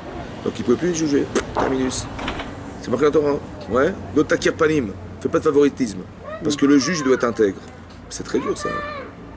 Tu vois un pauvre, tu vois un riche. Le riche il dit le pauvre il m'a volé. T'as des stéréotypes dans la tête ou pas? C'est qui a volé? C'est le riche ou le C'est le pauvre? pauvre, normal. Ah, il tu est l'as- pauvre. Donc quand tu l'as vu, tu l'as condamné. Donc on va dire ouais, vas-y parle pas, ouais. Il va même plus écouter, c'est très dur. Qu'est-ce qu'elle dit avec Madame Chouot? Elle dit qu'il faut inverser les vêtements. Truc de fou, hein. Le riche, tu l'as vu en pauvre, le pauvre en riche.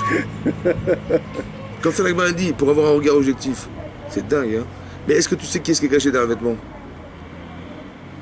Bah oui. Et quand même, c'est bon ou pas? Bah non, ça serait pas... C'est bon ou pas? Bah, L'Agma, si. qu'est-ce qu'elle dit, l'Agma? Tu inverses les vêtements, donc c'est n'importe quoi. Mais tu sais qui est-ce qui est caché derrière le vêtement? Exactement. Alors, qu'est-ce que t'en penses? Qu'est-ce qu'ils ont compris, C'est les pour- Chazal? Ils ont compris que la forme, elle prime sur ce que tu sais. C'est ce que tu vas voir qui prime sur ce que tu sais. Ah oui, C'est un truc de fou, hein. La vision. Tu te rends compte? Tu vas juger la personne selon le regard que tu as d'elle. Et cette vision-là, elle va changer ton raisonnement. C'est fou, hein, comment la forme, ça change tout. La partie objective de l'homme. Ça veut dire que c'est très important. Ouais, moi, je pense comme ça. Hein. Je pense que l'essentiel de l'étude de la Torah, c'est d'avoir une forme rationnelle très puissante pour contrecarrer une forme émotionnelle qui va pouvoir te tronquer dans ta vie.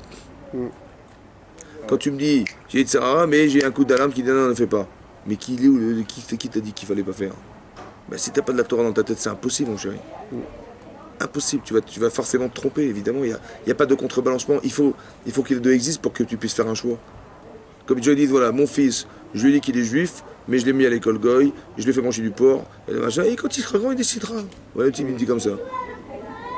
Tu mets la balance dans sa tête, il est goy à 100%, 99%, et c'est juste qu'il est juif. Mais il va faire le choix d'être juif, bien entendu, en sachant qu'à 99%, il est goy.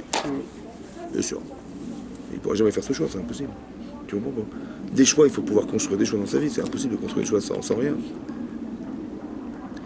Alors j'ai dit comme ça, tu sais quoi? C'est marqué dans la paracha de Teruma.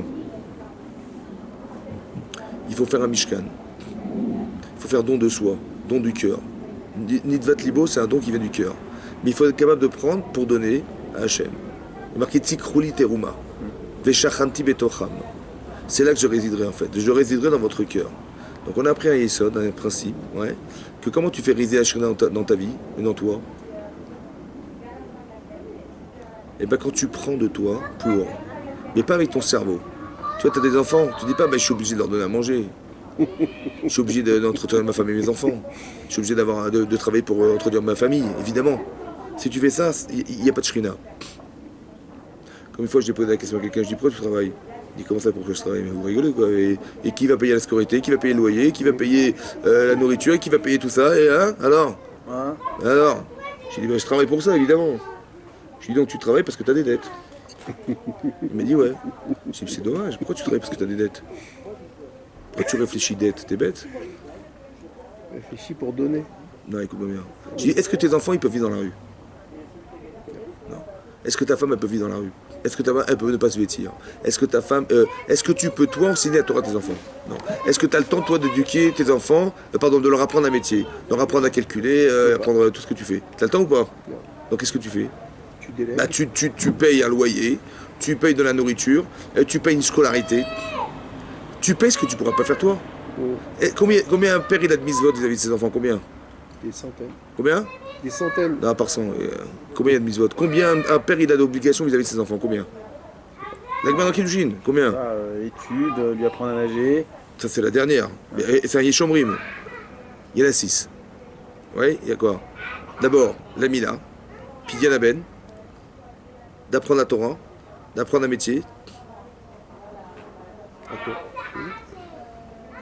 Attends, il y a Mila, puis il y a Ben, d'apprendre la Torah, d'apprendre un métier. Il y a Yeshomrim qu'il faut apprendre à nager, et le marié. Ça va? Il faut le marier, c'est une mitzvah. 6, basta. Ça va ou pas? D'apprendre un métier, c'est une mitzvah ou pas? Bah oui. Bah oui. Parce que là, si tu apprends pas un métier, qu'est-ce qu'il doit devenir? Et là, finir avec un voleur. Voleur, l'istime. Clochard, L'istime. voleur, L'istime. Comme les goïms, il est marqué à Parashat Bereshit, c'est marqué. Pourquoi il y a marqué Bereshit par Elohim Tashmei Tares? Pourquoi? Pourquoi il y a marqué la création du monde? Il fallait dire. L'istime. L'istime atem. Vous êtes des voleurs. Un jour, les goïms vont dire vous êtes rentrés en Israël. Il y a Yoshua ben Nun est rentré en Israël. Il a conquis la terre d'Israël, c'est un voleur. Ouais, l'istime atem. Qu'est-ce qu'on leur répond, non? Pas l'istime. Non mais tu rigoles. Pas l'estime, d'accord? On n'est pas des estimes. C'est Hachem qui a ordonné. Mais non, ce que je vais expliquer, c'est que ça devient des voleurs. C'est du mitzvot ou pas? Donc pourquoi tu réfléchis pas à mitzvah? Tu dis pas, mais je fais une mitzvah tous les jours, je travaille, chaque seconde que je vis, c'est une mitzvah pour payer, pour que mes enfants ils soient épanouis dans un foyer, pour que ma femme elle soit heureuse dans sa maison, que pour que mes enfants ils puissent apprendre la Torah et avoir un métier. C'est des mitzvot ou quoi? Pourquoi tu réfléchis dette? Tu réfléchis pas à ce que tu produis chez toi. C'est dommage. La différence, c'est quoi la différence? Parce que la différence, c'est que quand tu as reçu ton salaire à la fin du mois et tu distribues, c'est là que tu fais la mitzvah. Et c'est dommage que chaque seconde que ta vie fait, tu n'es pas dans les mitzvot. Il est où le chol, il est où le kodesh? Il est où? C'est quoi la différence? Il n'y en a plus. Mais quand tu résides là-dedans, tu fais résider la shrina. Les gens qui sont malheureux, il n'y a pas de shrina. Tu dis, Yaakov Avinu, il a cru que Yosef était mort. Il s'appelle Yaakov. Et lorsqu'il a su qu'il était vivant, il s'appelle Israël. La Shrina réside. C'est quoi la Shrina qui réside alors? C'est quoi l'expression de la Shrina qui réside? C'est quoi, comment ça se traduit maintenant? C'est comme ça. Quand tu es en contradiction, tu es malheureux. Ton corps, il vit une chose que ta tête ne pense pas. Ça va pas. Shrina s'envole. Comme dans les couples, quand on se dispute, en fait, on dit ouais, on est fâché, ou bien on est, comment vous dire, on est frustré, comment il a osé parler comme ça, comment ma femme me dit ça, comment machin, je peux plus la voir. C'est que la Shrina s'est envolée. Ça va? Parce que tu ne reconnais pas ce que je suis. Alors la Shrina s'envole. Je ne suis pas un homme, ou je ne suis pas reconnu comme un homme, la Shrina elle bat. Ou alors l'inverse. Ah, tu me parles comme ça, mais je suis ta femme. Comment tu oses me parler comme ça? En vérité, tu refuses mon et en fait, quelque part. Ma partie féminine, tu la reconnais pas, tu me nargues, tu te moques de moi. Et ben tu verras que le feu que j'entends, il va te manger. C'est quoi le feu? La partie divine qui me représente? Que tu refuses de mettre un et dessus, tu verras qu'elle va te manger. C'est la Shem, c'est la Shrina, ça. Esh ochlaou, c'est pas un feu que genre la dispute, ils vont se fâcher tous les deux, ils vont se brûler. C'est pas ça le pshat. Esh ochaltan, le feu les dévore. C'est quoi le feu dévore? Le feu que tu ne reconnais pas en moi, il va te manger. Mais c'est spirituel en fait. Hachem, il est sur un buisson ardent. Ce feu ne brûle pas. C'est le feu qu'on porte en nous. Il y a un feu spirituel. Maintenant, ce qu'il faut, c'est qu'il arrive à rayonner ce feu. Tu vois, quand tu vois des gens, ils sont rayonnants, ils font des choses éblouissantes. Comme on l'a dit tout à l'heure, quand tu vois un bébé, t'as pas envie de le croquer? Mais qu'est-ce qui t'attire? Il a peut-être comme ça, il est rond, il est moche. Quand tu mesures les bras, les pieds, t'as une tête comme ça et un bras comme ça. C'est moche. Qu'est-ce qui t'attire? Tu as quelque chose de joli, ça t'attire. Mais comment un bébé, ça t'attire? Comment ça peut être? Tout le monde est attiré par un bébé. Comment ça s'attire? Comment c'est attirant? C'est pas joli, c'est pas beau.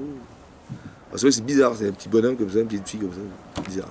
Et comment ça nous attire? Dieu, ça va nous dire, c'est trop petit, qu'est-ce qu'on va faire avec ça? On met dans la poche. Compliqué. C'est la Shrina. Il n'y a pas de faute. Tu vois cette beauté-là? Tu vois, j'ai expliqué, j'ai dit, il y a une beauté que tu ne peux pas expliquer qui est d'ordre spirituel. Tu es attiré par quelqu'un, c'est inexplicable. C'est spirituel. Et c'est la faute qui nous sépare. C'est mon corps qui nous sépare. Mais quand tu es attiré par quelqu'un, c'est qu'en vérité tu es aimanté parce que tu es au fond et que la personne représente et c'est ça qui t'attire. C'est comme le bébé. Tu dis j'ai envie de le croquer, j'ai envie de le manger. Mais tu sais pas, tu ne peux pas l'expliquer, c'est expliqué. C'est pas scientifique, c'est pas physique. C'est vrai ou pas? Quand tu vois quand on peint des anges, qu'est-ce qu'on leur met comme tête? Des enfants, des bébés. C'est bizarre, non? Des enfants. Les kérouvim, il y avait des têtes de quoi? Les chérubins. Rachidi, Tinokot. Maintenant, écoute-moi bien. C'est ça que je voulais vous expliquer. C'est que ce qui nous sépare d'Hachem, en fait, on est lié à Hachem. Parce qu'on a une échama. Plus on a une épaisseur, vulgarité, grossièreté, machin, et moins on arrive à conceptualiser ce genre de choses. Et plus on est affiné, et plus on affine sa personne, et plus on tend vers quelque chose qui est à l'intérieur de soi. Hachem, il dit, c'est la manière de te retrouver, de me retrouver. Comme si que je vais résider en toi, mais en vérité, c'est quoi qui réside en toi? T'as une neshama qui est spirituelle, qui est Hachem, en fait. C'est dommage qu'on n'arrive pas à créer le lien. Laisse-moi rentrer dans ton cœur. Mais laisse-moi l'espace. Veshachandi betocham, Rachidi betocham, dans le cœur de chacun d'entre nous. Il faut que j'ai un désir de faire résider Hachem pour qu'Hachem réside en moi. C'est comme le Mashiach, tu vois. La Gemara dit, il y a Yegma dans Ta'anit, à la fin de Ta'anit, qui dit que à Tisha B'Av, c'est le jour où les Meraglim, les explorateurs nous ont dit, vous savez, ils ont dépeint Israël comme une catastrophe, on allait tous mourir. On a pleuré, ce Balaïla où on a pleuré. Rachid dit que c'était Tisha B'Av. Qu'est-ce qu'il a dit Hachem? Écoutez ce qu'il a dit Hachem. Il a dit Bechitem bechia shel chinam. Vous avez versé des pleurs gratuitement. Vous allez... Hein? Vous allez pleurer pas pour rire. Alors justement, c'est pas marqué ça. Ah. Ekvalachem. Je fixerai pour vous bechia les dorot. Des pleurs pour les générations à venir. Ah. C'est bizarre le langage. C'est les mots de la Gemara. Il est marqué, vous avez pleuré bechinam. C'est quoi bechinam? C'est quoi gratuitement? Quoi c'est gratuit? Sans raison. Mais c'est pas raison. Attends, il y avait des géants, des machins. C'est pas quoi sans raison?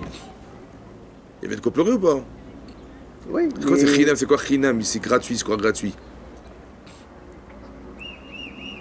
Parce que vous êtes pas rendu compte que j'étais là pour vous aider. Très bien. C'est ça qui est gratuit. En vérité, tu as pleuré gratuitement. Ça veut dire que tu n'étais pas rendu compte que derrière il y avait le bon Dieu. Voilà. C'est vrai que ça paraît pas cohérent parce qu'on te demande de te battre contre des gens, ça paraît pas cohérent. Mais il y a Hachem derrière ou pas? Très bien. C'était chinam. C'est dommage parce que si tu avais eu le courage de dépasser ton physique, ou le regard, l'image que ça renvoie, tu aurais gagné, on aurait gagné d'être ensemble. Toujours le physique qui nous bloque, tu vois. C'est toujours cette partie corporelle qui nous bloque. Maintenant, je fixerai des prières, je fixerai des pleurs dans les générations. Il n'a pas dit je fixerai des pleurs pour quelque chose ou pour rien. Il n'a pas dit ça, Hachem. Il a dit je fixerai des pleurs. Et à Tisha B'Av, il n'y a eu que des catastrophes. C'est vrai ou pas? Le Chorban Abaïd, les deux temples qui sont détruits, l'exil des Juifs de Londres, des Juifs d'Espagne, le premier camp de concentration, que des trucs catastrophiques. C'est quoi le pshat? Vous avez pleuré pour rien, je fixerai des pleurs. À Tisha B'Av, il faut pleurer quoi? La destruction du temple. C'est facile de pleurer? Ah non, c'est impossible. C'est dur, hein?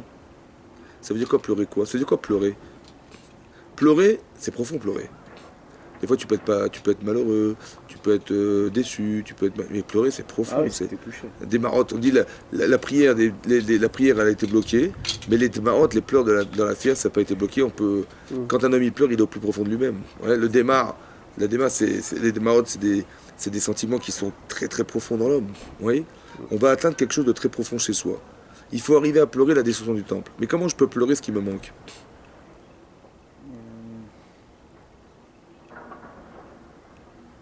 Hein, Yves? Quand tu pleures, ce qui te manque, c'est parce que quoi? Parce que la chose qui te manque, elle est faible ou elle est forte? Elle est forte. Très forte, puisque tu pleures. Bien sûr. Donc qu'est-ce qu'on nous demande? De pleurer ce qui nous manque. Donc il faut que on reconstruise dans notre cerveau la nécessité, l'obligation et le plaisir d'être dans le Beth Amikdash. Donc avant qu'Hachem il le reconstruise, qu'est-ce qu'il faut faire? Il faut qu'on en ait une envie. Jusqu'à combien? Folle. Jusqu'à pleurer. Tu as compris ça? On a pleuré pour rien.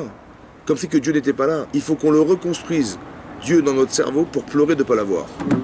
Jusqu'où il faut le désirer? Jusqu'à se pleurer de ne pas l'avoir. Tu as compris ce qu'il a dit Hachem? Ça veut dire qu'avant que quand l'Agma a dit que si le Beth Amikdash n'a pas été reconstruit, c'est comme ça qu'on l'avait détruit. On n'a rien détruit puisqu'il n'est pas construit. S'il avait été reconstruit, il se serait détruit. À cause de quoi le Beth Amikdash il a été détruit le deuxième? À cause de quoi? La mésentente. C'est notre Inam. C'est Notre-Dame. Mais non, c'est pas vrai. C'est marqué parce que Titus, il est rentré au Beth Amikdash, les Romains, l'histoire est claire. Je veux dire, les Romains ont envahi Israël, les Yerushalayim, ils ont détruit le temple. Voilà, c'est pour ça que ça a été détruit, parce qu'il y a des types qui sont venus chez nous, qui nous ont cassé la tête et ils nous ont brisé le temple, à cause d'eux. C'est ça ou pas? C'est l'histoire. Alors? Dis-moi, Alexandre. T'as déjà vu, toi, que des bâtiments ils tombent parce que tu agis des gens, toi? Hein, des bâtiments qui s'écroulent parce que tu supportes pas les autres? Bah, si c'est des bâtiments sensibles, oui. Si c'est des bâtiments. Vas-y, voilà, il y a un bâtiment devant moi, vas-y, dispute-toi avec Yves, vas-y, dispute-toi, voir s'il va tomber. Qu'est-ce qui est marqué? C'est quoi le chat? Qu'est-ce qui a marqué dans la Torah? Depuis quand la destruction du temple elle est organisée par la haine gratuite?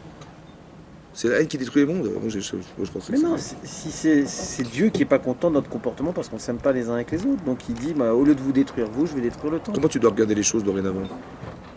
Est-ce que tu vois Titus qui détruit ou tu comprends? Qu'est-ce que tu comprends maintenant? Tu sais ce qui est marqué là-bas? La haine gratuite. Elle est où? Dans mon cœur, dans ma tête, elle est où? Ouais, dans mon cœur. Très bien. Il est où Hachem? Dans mon cœur Dans mon aussi. cœur aussi. Il est lié ou pas? Et ils peuvent Hein pas. Il est là, Hachem? Il est censé y être. Très bien, écoute-moi bien maintenant. Et les deux peuvent pas être en même temps. Allez, je vais t'expliquer l'incohérence et la faculté à comprendre ce qui se passe. Je pense, hein. C'est comme ça. Si je ne supporte pas Yves, je ne supporte pas Alexandre, je ne supporte personne. Moi, je suis indépendant, je vis ma vie et laisse tomber. J'ai ni toi ni toi. Mais je te supporte même pas. La haine gratuite, c'est gratuit. Parce que tu es très dans tes profs de mathématiques et moi, je ne suis pas prof de mathématiques, ça me rend malade. Donc, je ne supporte pas. Ah, ça, c'est même pas gratuit. C'est ça, gratuit. Non, c'est parce gratuit, que c'est si je te connais pas, je te supporte c'est pas. pas ça, chat gratuit. Non. Non, gratuit, ça veut dire que ce que tu es me dérange. C'est gratuit. C'est comme Youssef. Youssef, il est intelligent, brillant, on lui offre des cadeaux, machin. Il dit qu'est-ce qu'il t'a fait? Rien du tout, mais gratuit. Je le supporte pas, je vais le tuer. Ça va? C'est gratuit. Mais en fait, on ne supporte pas les différences. Ça va? Mais non. Si on ne se supporte pas, tu entends, Alexandre? Il est où le clan Israël? Il y a des individus qui composent le clan Israël, mais est-ce qu'on est liés ensemble? Donc, est-ce qu'il existe le clan Israël lié? Non, il existe S'il n'existe pas, Dieu, il est Dieu de quoi? de rien. Personne. Donc, à quoi il servait d'Amidash? Ah, rien. Chazak au Barour. Donc, Hachem, il envoie Titus. Mais c'est qui l'a cassé? C'est nous. Tu comprends? Est-ce que tu comprends que Titus, c'est le dorénavant. bras, c'est tout. Exactement. Ça veut dire que c'est qu'on lui a donné la force de détruire ce qu'on avait construit un jour. Est-ce que Titus, il a une force? Est-ce que tu comprends que nos Averot, c'est elle qui donne du pouvoir à ceux qui nous cassent la tête? Ça, c'est sûr. C'est ça qui est marqué dans la Torah, mon Ça, cher. c'est sûr. C'est une chaussure ou c'est une pantoufle? Non. Non, dis-moi.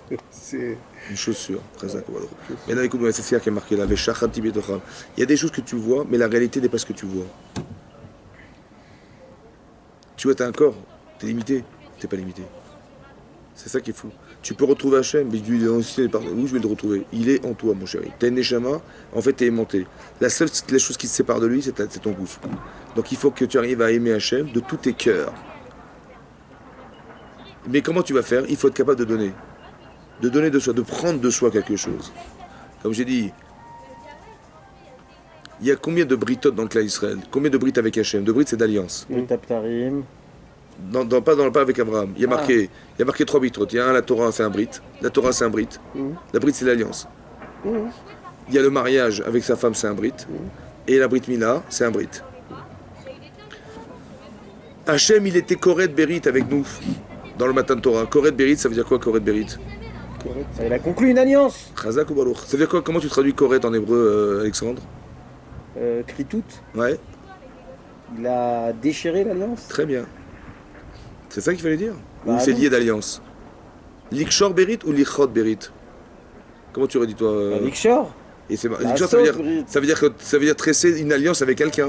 Mais Koret en hébreu, c'est karet, kouret. Donc karet, ça veut dire couper. Il a tranché l'alliance. Mais non, il a lié l'alliance. C'est quoi Koret Berit? C'est l'inverse. L'inverse. En hébreu, Koret, ça veut dire quoi? En français, on dit on a tranché, ça veut dire. Mais on dit pas trancher une alliance. Alors, khalas. Oui, mais quand on dit avant, Non, on on a va pas- décidé quelque chose vraiment, on a tranché. J'ai compris. Mais quand tu dis Koret Berit en français, comment tu vas le traduire? Tu dis on a tranché une alliance ou on est lié d'alliance? On a noué une alliance. En français, on dit Donc ça. c'est pas le bon mot. Et le mot il est pas adapté. Donc c'est quoi écrit toute Berit? Il est marqué comme ça ici. Il est marqué dans la page 2. Veikrouli teruma. Il y a marqué donnez-moi une terouma ou il y a marqué prenez pour moi une terouma? Prenez pour moi. C'est quoi prendre? Mais c'est qu'il faut prendre pour donner évidemment. Mais Hachem il n'a pas dit donnez-moi. Dieu vous le rendra, il a dit quoi? Il a dit prenez pour moi. Mais tu es obligé de prendre pour donner. En vérité, non. Ce qui est censé, c'est ce que tu prends de toi. Écoute-moi bien. Avec ton cœur, il devait nous libo. Et là-bas, je résiderai. Il y a marqué un grand essai dans la vie. Hachem, il est marqué dans Midrash Rabbah que Hachem, il a dit comme ça. De garder la Torah et de ne pas vous la donner, je peux pas. De vous la donner, de m'en séparer, je peux pas non plus. Alors on va être Koret Berit. Couper l'alliance. C'est quoi couper? Écoute-moi bien. Je vais couper la Torah de moi. Et je vais vous la donner. Mais c'est un tampon entre toi et moi. Quand je me marie, si je dis tu es mes coups d'échetli, ça marche pas. Il faut que je lui donne. Je suis correct. Je coupe de moi quelque chose qui nous lie. Quand la Brit Mila, j'ai coupé quelque chose de moi qui nous a liés en fait. Pas mal. Kritout Brit, ça veut dire qu'on prend de soi pour. Tant que tu n'as rien pris de toi, c'est zéro. Tu n'es pas lié aux gens. T'as compris? C'est pour ça qu'un traité de paix, s'il n'y a pas de... Comment dire, de compromis. Ouais, de compromis, ça marche pas. C'est pourquoi? Mais qu'est-ce que tu as enlevé de toi? T'as enlevé ta neshama ou t'as enlevé ton corps? Ton corps. Razak. Il faut donner de l'or, il faut donner de l'argent, il faut donner des pots, il faut des machins. Tu sais ce que tu fais en fait? Tu fais résider la shrina dans l'espace que tu lui laisses en enlevant de toi. C'est fou, hein? Comme si ton corps, tu l'avais enlevé par amour pour ce que tu vas donner. Parce qu'il ne faut pas donner ta tête. Pas marqué Bessichlo, pas marqué B. Libo. Donc quand tu fais par obligation, c'est une limite qui n'est pas... La shrina ne pourrait pas résider. Parce qu'il manque quelque chose, il manque Hachem. Tu dis, bah oui, j'ai oublié, mais je vois le Guéhinam, si tu fais pas, l'angoisse quoi. Toi, pourquoi la chassidut, tu parles de simcha, de hava, de machin, pourquoi? Parce que le summum de ce que tu peux atteindre, c'est la liaison, le lien que tu crées entre toi et ta tête. Toi, c'est ton corps et ta tête. Si ton corps il est heureux, c'est que Hachem il est là. Parce que c'est ça la shlemut. Tu as réussi à relier, à rattacher Hachem avec ta tête. T'as compris pas? La Brit Mila c'est pareil, tout ça c'est pareil. C'est marrant parce que j'ai pensé une fois, hein, dans le ventre de ma mère, je me rappelle. Il y a un Rashi dans Parashat Vayera. Je vais vous lire Rashi, on va y réfléchir. Moi j'aime bien réfléchir avec vous, ça fait plaisir. C'est marqué comme ça. Vayi achar advarim haele. Après ces paroles, Vayelokim dit à Avraham, Hachem a éprouvé Avraham. On l'avait lu ce passage ensemble. Mais la deuxième explication que donne Rashi, on a fait la première la soirée, ouais, le Satan et tout, tu te rappelles? Et là c'est marqué la deuxième explication. C'est quoi après ces paroles? Rachid dit comme ça. Yeshomrim, il y en a qui disent Achar devarav shel Ishmael. Pas l'Avraham du Satan qui est venu qui a accusé Avraham, qu'il n'avait pas amené de sacrifice à Hachem, vous vous rappelez? Il dit non, Yeshomrim, il y en a qui ont dit que c'était les paroles d'Ishmael. Et qui est venu voir Shaya mitpaer à Yitzhak, il se vantait devant Yitzhak. Shemal ben Yud Gimel Shana, lui, il a fait la Brit Mila, la circoncision à l'âge de 13 ans. Vélo Micha, il n'a pas refusé. Ça va? C'est comme ça qu'il était. Rabbi Ishmael, il vient voir. Il dit dis-moi, viens voir. Tu te rappelles la misva de Brit Mila? Non, je ne me rappelle pas, j'avais 8 jours. Il te rend compte. Bon, Qu'est-ce qu'elle vaut cette misva, mon chéri, pour toi? Un, tu n'as pas conscience, tu n'as aucun souvenir, et tu n'es même pas présent, et tu n'es même pas acteur. Tu as subi la misva. Et où l'alliance avec Hachem? Zéro. Moi, j'ai donné Moi, j'avais 13 ans, conscient, je savais ce que j'allais perdre, et j'ai accepté. Et j'ai fait la bride. Moi, je peux dire que je suis avec Hachem. Mais toi, zéro. Ça va ou pas? Ça se défend. Qu'est-ce qu'il a dit, Yitzhak? Amarlo Yitzhak. Il lui a répondu Yitzhak. Be'ever echad ata miyarini. Avec un seul, tu as donné un membre de ton corps et tu te vantes. Ilou amarli akjbourou zevachatzmecha difana, ilo haiti me'akev. Si demain Hachem dit, mais sacrifie-toi complètement pour lui, j'accepterai. Je me refuserai pas le faire. Après les paroles d'Yitzhak, qui a dit, si Hachem demain il m'éprouvait complètement pour ça, alors on dit, ok, allô Abraham, va prendre ton fils, il va le sacrifier. Ça veut dire que ce que doit devenir Abraham dépend de la décision d'Yitzhak. C'est ça le pshat. Ça va? Dans ta vie, des fois, dans le sacrifice, on est en train de dire que Yitzhak, il est acteur dans le sacrifice. Mais tout son corps. L'autre, il se vante d'avoir donné une bride mina à Hachem. Il dit, mais moi, si demain il me demandait tout, je donnerai tout. Et après les paroles d'Yitzhak, alors Hachem il va éprouver Abraham. Indépendamment du fait qu'on apprend d'ici que l'épreuve de l'un dépend de l'autre. Des fois, tu dis, bah, j'avance pas, l'autre, il n'est pas pris. Alors, attends. C'est fou, ce qui est marqué là. Mais à part ça, qu'est-ce que vous avez compris dans l'histoire? Qu'est-ce que ça veut dire? C'est quoi finalement? Pourquoi on nous fait faire la bride mina à 8 jours là? Il fallait faire à 13 ans. Non, que même inconsciemment, même quand tu n'avais pas conscience, il va falloir que tu le fasses, et que c'est aussi un message que dans tous les domaines, même dans le conscient, même dans l'inconscient. Qu'est-ce que tu as compris? J'ai pas compris ce que tu as compris. Qu'est-ce que tu as compris du fait que, dorénavant, l'autre dit, mais moi je me vante, et il avait conscience de la mitzvah il y a 13 ans. Aujourd'hui, les musulmans, ils font la mina à 13 ans. Et nous, on l'a fait 8 jours. Pourquoi on l'a fait 8 jours? Mais on est complètement inconscient, on n'est pas acteur, on n'est rien du tout, zéro. Il faut dire que même dans l'inconscient, il faut quelque chose. C'est pour tous les pans de la vie, en fait. Comme si, entre guillemets, on voulait même dire, même dans cet espace inconscient, il y a aussi une place au don. Mais pourquoi tu réponds pas à ce qui est marqué? Qu'est-ce qu'il a fait? Qu'est-ce qu'il a réagi, Yitzhak? Il a dit, même si on me demande de tout donner demain, je donnerai tout. Ça, tu comprends ça? Tu le sens ça? Tu le sens ça? Ce que ça veut dire? Attends, toi-même, tu m'as dit que c'est une bonne question. Toi-même, tu m'as dit, l'autre, il avait 8 jours, c'est des mises d'être comme ça, allongé sur une chaise et d'attendre qu'on nous fasse la Non, bout de je sais pas. Il avait raison, Ishmael, ou pas? Bien sûr. Alors, qu'est-ce que tu réponds à ça, toi? Pourquoi ça continue? Il avait raison, alors il fallait faire à 13 ans. Non, il lui a bien répondu. Il lui a dit le don, c'est quelque chose de. Mais je parle pas de lui, je parle de nous aujourd'hui, moi. Maintenant, je dis en 2017, on fait les petites minutes à quel âge? À 8 jours. Ah, toi, tu voudrais qu'on enlève maintenant 8 jours et qu'on passe à 13 ans? C'est toi qui me l'as dit, moi je t'ai rien dit, moi tu m'as dit qu'il avait raison. Donc si t'as raison, s'il avait raison, il fallait commencer à 13 ans. C'est toi qui me l'as dit. Oui, mais.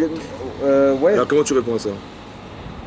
Non, je réponds pas, je dis juste Mais il faut répondre. le message que Yitzhak lui donne. Moi, je veux juste comprendre déjà pourquoi Yitzhak lui dit, mais moi, finalement, qu'est-ce que tu crois? Tu crois que le don, c'est qu'une histoire de 13 ans ou 8 jours? C'est pas là que ça se passe. Il a pas dit ça. Il a dit demain, si Hachem me demande complètement, j'accepterai. Il a pas dit ça, il a pas dit, tu vois, il y a une partie inconsciente qui doit vivre. Non, mais il a dit, oui, mais quelque part, je peux tout donner à Hachem. Toi, tu limites Hachem à une histoire de 13 ans, machin. Moi, je peux tout donner. Voilà. Demain, il me met en sacrifice, je fais à Messirut Nefesh. Ça, c'est ce qu'il a dit. Qu'est-ce que tu as compris de là? Ça, c'est ce qu'il a dit, Razak. Qu'est-ce que tu as compris? Qu'est-ce que tu dois comprendre de là maintenant? Qu'est-ce que toi, demain, il faut que ça soit du limoud à Torah. Que ça signifie pas qu'à Mabrit, le fait de donner quelque chose à Hachem, c'est tout. C'est mon corps, c'est tout. Alors, je vais dire ce que j'ai compris. Parce que Hachem, peut-être, comme ça.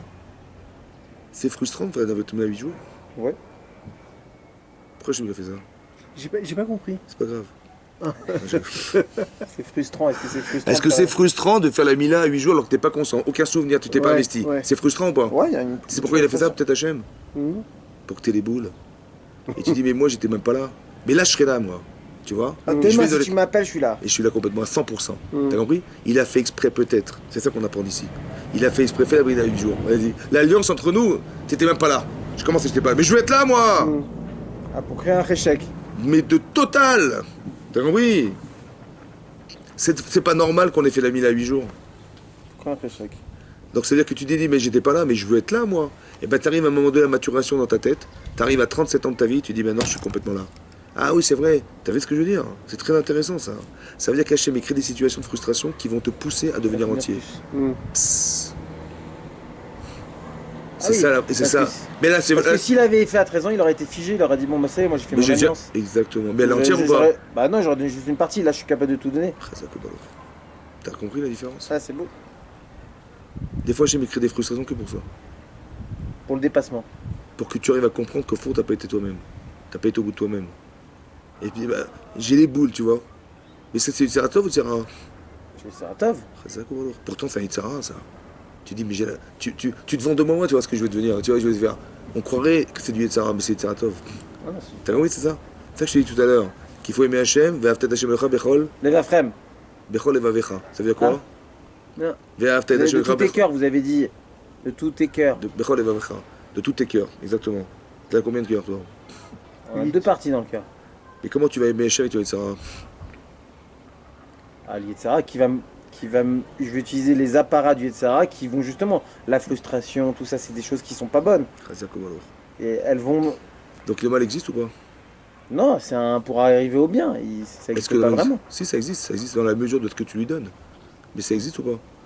En fait, tu peux dépasser ça. Ce que je disais tout à l'heure, j'ai dit comme ça. Il m'a dit, mais moi j'ai Yitzhara, des fois j'ai un coup d'alarme, et je dis non, ça je peux pas faire. D'accord? Tu dis dans ta conscience, il y a une voix qui te dit, écoute, ça c'est pas beau, c'est pas joli, il faut pas faire. Donc tu dis que tu te bats de façon permanente avec ton Yitzhara. C'est beau. C'est beau, c'est ça qu'il m'a dit. Donc je me renforce grâce à lui. Mais donc tu vis qu'à moitié alors. Parce que la partie de toi qui s'oppose à toi, tu l'as refusée. Donc tu vis qu'à moitié. Vous voulez dire qu'il est toujours dans Somera, il est jamais dans Asetov, c'est ça que vous voulez dire? Tu te dis, j'ai lu Yitzhara. C'est ça le débat que vous lancez? Oui, c'est ça. Mais est-ce que c'est une dimension en soi qui est finalisée?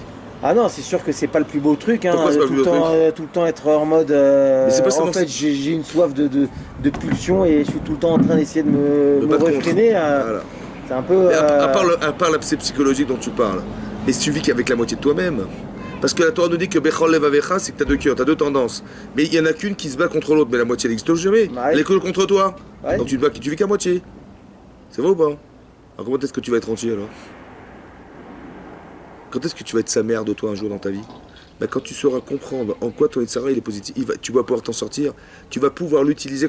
Par exemple, le plaisir, c'est Yitzhara ou c'est Atov? Le plaisir... Yves, le plaisir... Le Yitzhara, le plaisir. Ça peut être les deux.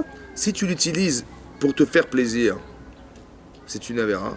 Si tu l'utilises pour le plaisir, que ça va t'amener à devenir, c'est une mitzvah. est-ce que tu peux est-ce que tu vas aller plus loin avec le plaisir ou sans plaisir dans ta vie? Avec le plaisir. Donc tu peux pas t'en passer. Les gens disent ah faut pas, c'est ça, Pas de plaisir. pas de plaisir, zéro. Les shem shamaïm, Austérité. une glace, il faut que tu sois de pierre. C'est pas vrai, il y a marqué Nivat Libo, c'est marqué le cœur, c'est marqué tout. Je vais m'enfermer dans un monastère. Dis-moi. Qu'est-ce que Léa, elle a permis à Yaakov de devenir? Attendez, au départ, qu'est-ce qu'il a voulu épouser qui Rachel. Il veut Rachel, Bitraktana. Qu'est-ce qu'il a fait? Qu'est-ce qui s'est passé? Ben, comme par hasard, Lavan, il a introduit, comment il s'appelle? L'autre fille. Léa sous la choupa. Et qui est-ce qui lui a donné les simanim? Rachel. Rachel, en cachette. Qui c'est qui a donné les... Yaakov, il a donné des signes à sa femme. Il a dit qu'il a donné quoi? Le bracelet, là, c'est pas ça? Le bracelet, les tzitzit et la bague. Non, je rigole. Ça, c'était Tamar. Ouais. Mais non, je rigole, c'est la guerre. Tamar. Mais, Tamar, ça. non, je rigole. Mais qu'est-ce que... Il y a un bracelet ou pas? Non. Ah, c'était juste des signes, c'était juste un démo? La Gemara, le Midrash, il dit que c'était les Achot Nida. Personne ne savait. Il dit, je vais apprendre à la Achot Nida. Et quand sur la Soura Chopa, comme elle était voilée, Rachid dit Bourka Belaz. Non, je rigole. Il a été voilé, donc il n'avouait pas. Donc elle lui a dit, c'est bien toi? Il dit, oui, je suis Rachel. Et elle lui a dit les Sibanim, qu'elle lui avait donné sa sœur. Ça va? Imagine, t'es Yaakov, Yves, t'es Yaakov. Tu voulais épouser qui, toi? Rachel. Rachel et pas Léa. Là, Bitra, ta fille, et pas une Rachel de la rue, tu vas me sortir, je sais pas quoi, mais tu me dis Rachel, je t'amène une fille de la rue, Rachidi, il y a du chouk là. Et Aktana, parce que tu vas à la mairie, tu vas verser les prénoms. Alors je veux l'Aktana, la cadette. Donc il voulait absolument, il voulait épouser qui? Rachel. Maintenant, il se retrouve le matin, il vit né Léa. Le matin, tu te réveilles, ça fait 7 ans que tu travailles pour une femme, pour l'épouser, et le matin, tu te réveilles, tu vois que c'est Léa. Qui c'est qui lui a dit que les Simani, c'est qui? C'est de la faute de Rachel. Donc qu'est-ce que tu fais, toi? Je me mets Tu en vas voir colère. Rachel et tu lui dis, oh, t'as foutu. Ça va pas du tout ce que t'as fait là. Pourquoi t'as fait ça? Attends, Vatiten Emet Yaakov. Hachem, il a donné la vérité à Yaakov. Elle a été... Mais elle a menti. Donc qu'est-ce que tu fais, là? Ben. On va tout balader. Je la punis. Bah, tu t'en vas. Non, mais- Je me suis trompé. D'abord, tu m'as trompé. Je demande le guette. Tu m'as trompé. Mais il n'y a pas de guette, il s'est même pas marié. Il n'est même pas marié. Hein. Il s'est pas marié, il s'est pas marié avec la reine. Il dit, mais t'as raison, Rodmin Hachamaïm, le bon Dieu m'a montré que t'étais une roublarde. On n'a rien à faire ensemble, je suis désolé, on arrête là. Mais qu'est-ce qu'elle a pensé, elle? D'abord, qu'est-ce qu'elle a pensé, Rachel? Vous voulez pas lui faire honte? Eh ouais, khalas.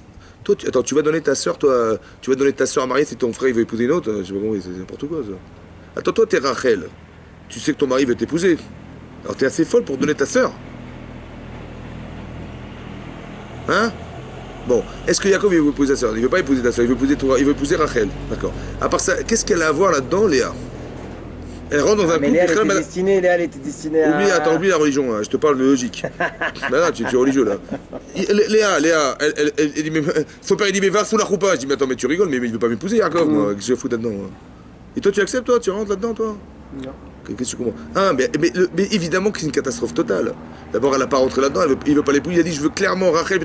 Il avait tellement peur qu'on le roule, et il a dit à sa femme, écoute, attention, je vais te donner Simani, mais il lui a fait confiance. Mais est-ce que tu te rends compte de la frustration énormissime qu'il y a derrière? Alors? Et qu'est-ce qu'elle a cru, Rachel, elle, en disant, voilà, ma soeur, la honte, je vais donner mon mari. Ouais, on s'en va, c'est pas cohérent ce livre. Bon, alors, qu'est-ce que vous en pensez, les juifs de D'Alpe d'Huez. l'Alpe d'Huez? Bah, c'est difficile à comprendre. Hein. Alors, c'est pour ça qu'il faut étudier la Torah. Tu as compris? Tu vois un peu la dimension des Havot. Il en faut des midotes, là, hein, pour... Ok. Maintenant, Yaakov, il accepte. Donc, ça fait le gendre idéal, quoi. Son beau-père, il vient, il dit, ouais, mais ça se fait pas chez nous, on ne donne pas la quête avant l'aîné. Je dis, oui, d'accord, excusez-moi. Il n'y a rien. Quand tu es à Torah, petit faillot, quoi. Hein? C'est normal, ça? C'est ça la Torah, c'est ça? Il faut être des faillots. Ben, rebelle-toi, réveille-toi, là. T'as envie de lui dire, oh, ça va, tout va bien. Il a travaillé 7 ans, c'est long, 7 ans? Ah ouais, Très bien. Qui c'est qui a proposé 7 ans? c'est un CDI. Qui c'est qui a proposé 7 ans? Bah, c'est Lavan Lavan. C'est la vanne. Dommage, hein, franchement dommage. Alors, il faut lire la paracha toutes les semaines, les cocos. Alors, je vais vous lire le texte. Est-ce que vous êtes d'accord avec moi? Je lis le texte avec vous. C'est parachat Vayetse. Alors, je vais lire le texte. Voilà. Vele Lavan Shtebanot. Lavan, il avait deux filles. Shem Agdola, Léa. Le nom de l'aînée, c'était Léa. Et Shem Aktana, Rachel. Venel à Léa Rakot. Elle larmoyait tous les jours. Pourquoi? Parce que c'est qu'elle va se marier avec Esav. Zakovalor. Rachel a été Yefator, Vetoa de Marie, et l'autre, elle était resplendissante, une beauté fatale. Vayav Yaakov et Rachel. Il a aimé Yaakov Rachel. Vayomer. Il a dit. Et Avdecha Sheva Shanim ben Rachel Bitra. Aktana. Et Avdecha. Je travaillerai Sheva Shanim 7 ans. ben Rachel pour Rachel Bitra Aktana. Qui c'est qui a proposé 7 ans? Ah, c'est Yaakov. C'est bizarre, non? Tu veux te marier, tu dis à ton beau-père, bah écoute, on se retrouve dans 7 ans. C'est normal ça? Non, Baruch on en a Hashem. marre. Vayomer Lavan. Alors qu'est-ce qu'il a dit? Il y a marqué dans le Torah. Vayakov, Vayavod Yaakov ve Rachel Sheva Shanim. Il a travaillé Yaakov pour Rachel 7 ans. Veyu Be'enav. Et ces années, elle était à ses yeux. Ki Yamim Achadim. Comme un jour. Yamim, Yamim. Des jours Achadim, Echad. Un. Une multitude de jours, quelques jours quoi. Be'avato Ota. Be'avato Ota. Par rapport à l'amour qu'il avait pour elle. Pour elle. C'est logique ou pas? Ah si, tellement Il aimait. qu'il aimait, ce travail pour lui, tellement qu'il voit le but que les 7 Qu'il ans, oublie. il en a rien à faire. Ouais. Quel but?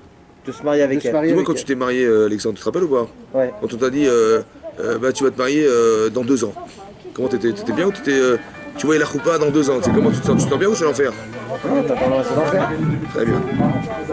Non mais laisse, c'est bon. Alors.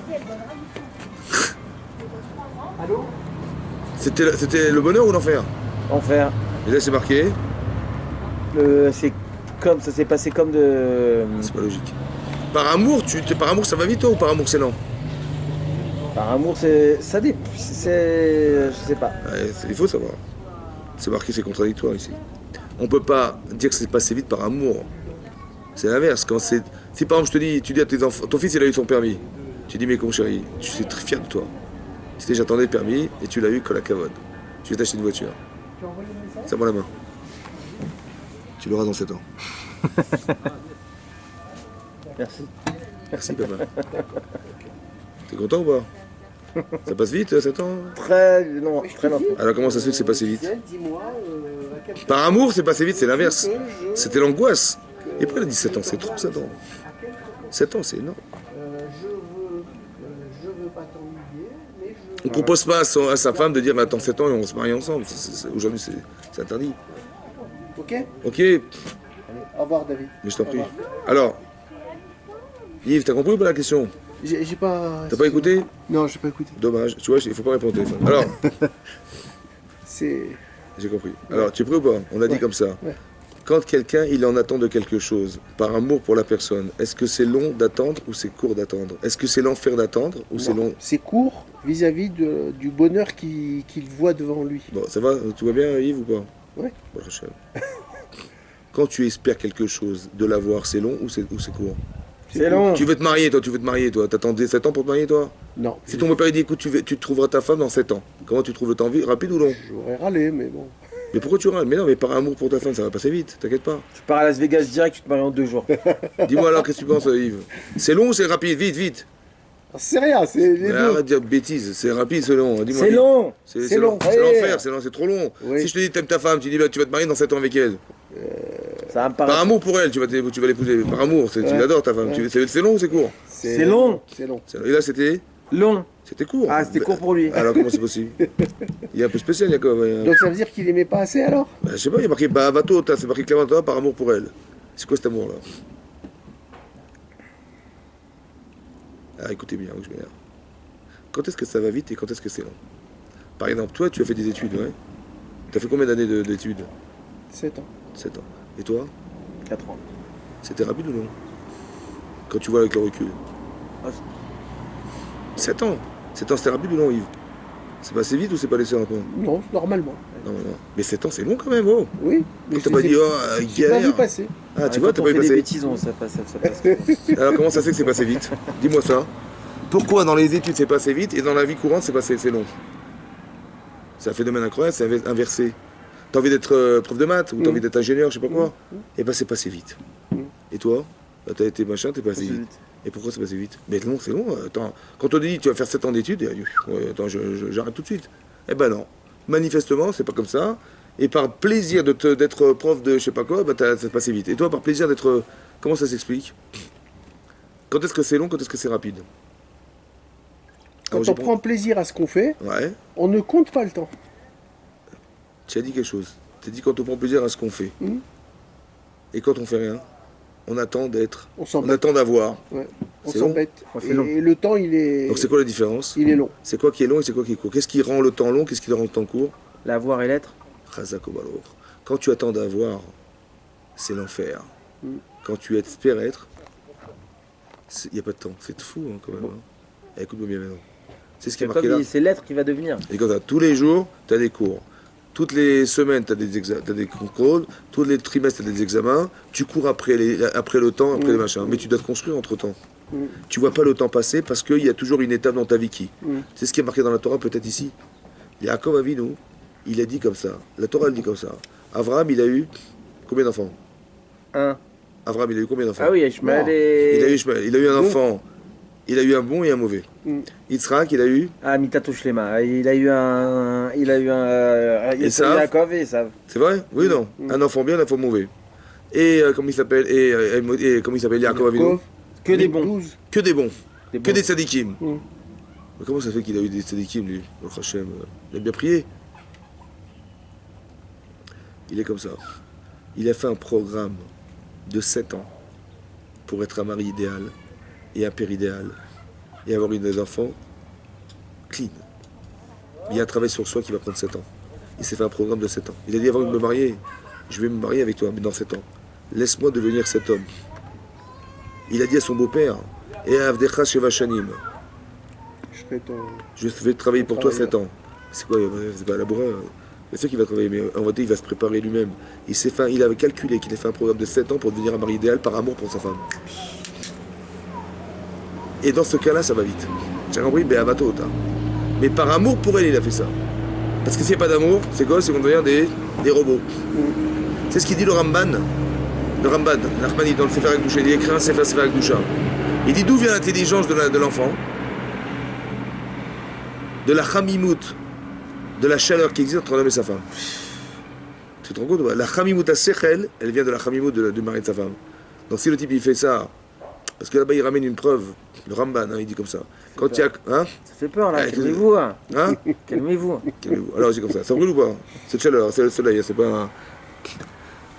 Il dit quand il a dit à son beau-père Yaakov dans la paracha ici, il a dit écoute, voilà, c'est simple, voilà je devais partir et tout, mais je voudrais gagner un peu d'argent parce qu'il lui donnait des centimes. Hein.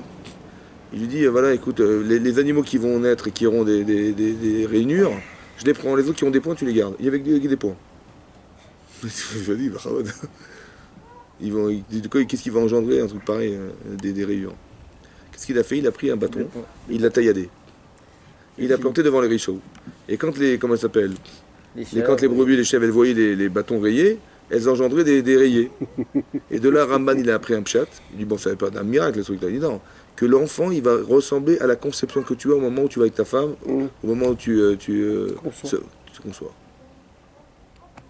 L'enfant, il va ressembler à ça. C'est ça qui est marqué là. T'as compris? C'est très intéressant. Hein. Et c'est-à-dire comme ça, il a travaillé pour elle 7 ans pour ça. Quand un homme, il a travaillé tout ça pour elle, et que demain, elle l'a trompé, et que demain, il se retrouve avec la frangine, et machin, et tout, qu'est-ce que tu fais? C'est une frustration de fou, quoi. Je me casse. Hein? Je me casse. Casse-toi. T'as compris ou pas? C'est très dur, hein? 7 ans et tout, machin. Comment tu supportes, toi? Comment tu vas supporter ça, toi? Je supporte pas, je me casse. Très bien. Alors, je vais t'apprendre un yesod entre nous, hein, ça reste entre nous. Est-ce qu'il y a un petit Yetzirara ou il y a un très gros Yetzirara derrière? Là, il y a un gros Yetzirara. Ah, écoute-moi bien. On a dit dans les cours, le Yetzirara, c'est le baromètre de ta Avodat Hashem. Manifestement, on veut te cacher quelque chose. Hein? Mais pourquoi il s'acharne, le Yetzirara, dans ces trucs-là là? Parce qu'il y a une grosse... Il y a Israël à construire. Attends.